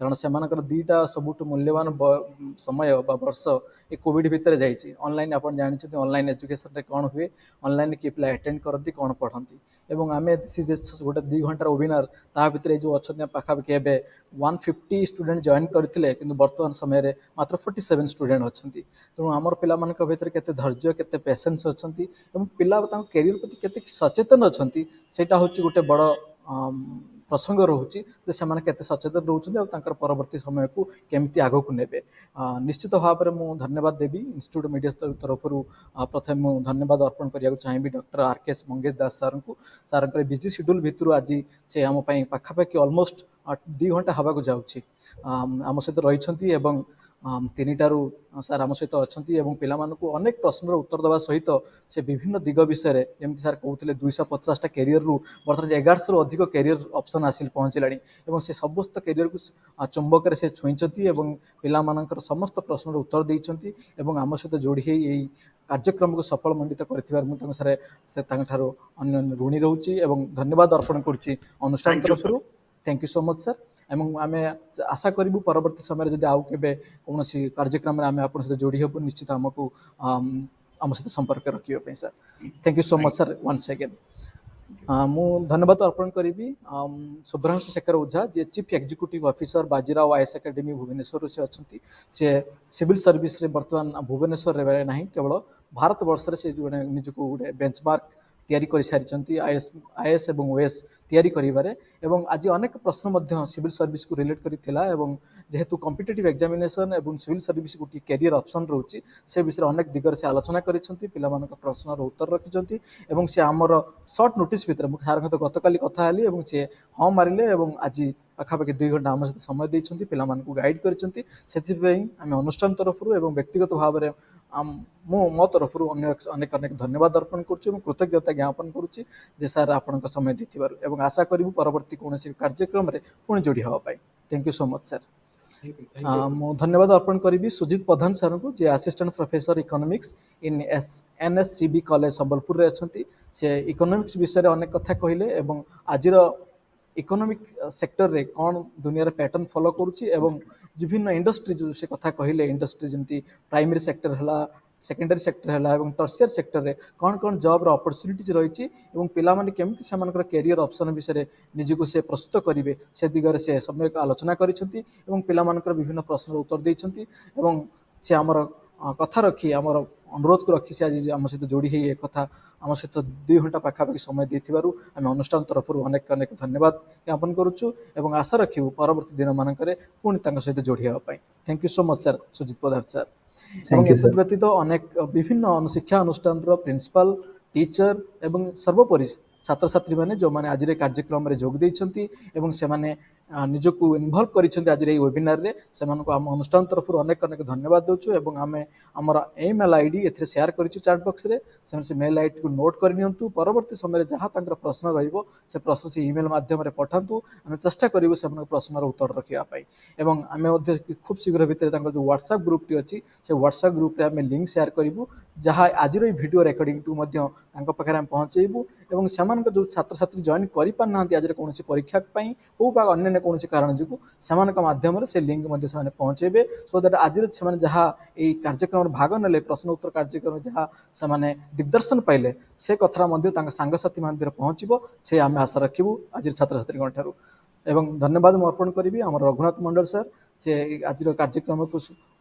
ଭଲ ଭାବରେ ସଠିକ୍ ଭାବରେ ପରିଚାଳନା କରିଥିବାରୁ moderate କରିଥିବାରୁ ତାଙ୍କୁ ମଧ୍ୟ ଧନ୍ୟବାଦ ଅର୍ପଣ କରୁଛି ଏବଂ ଧନ୍ୟବାଦ ଅର୍ପଣ କରୁଛି ଆମର ଟେକ୍ନିକାଲ ବ୍ୟାକ୍ ଟିମ୍ ଏବଂ ସମସ୍ତ କର୍ମକର୍ତ୍ତା ଯିଏ ଆଜିର ଏହି ୱେବିନାରଟିକୁ ସଫଳ କରିବା ପଛରେ ଦାୟିତ୍ୱ ଏବଂ କର୍ତ୍ତବ୍ୟରତ ରହିଛନ୍ତି ସମସ୍ତଙ୍କୁ ଆଉ ଥରେ ଧନ୍ୟବାଦ ସମସ୍ତଙ୍କୁ ସାରା thank you so much RK. Mangesh sir Shubhranshu Shekhar sir Sujit Pradhan sir so ଆଜିର କାର୍ଯ୍ୟକ୍ରମ ଏଇଠି ଶେଷ ହେଲା ଧନ୍ୟବାଦ thank you so much Thank you so much. Thank you.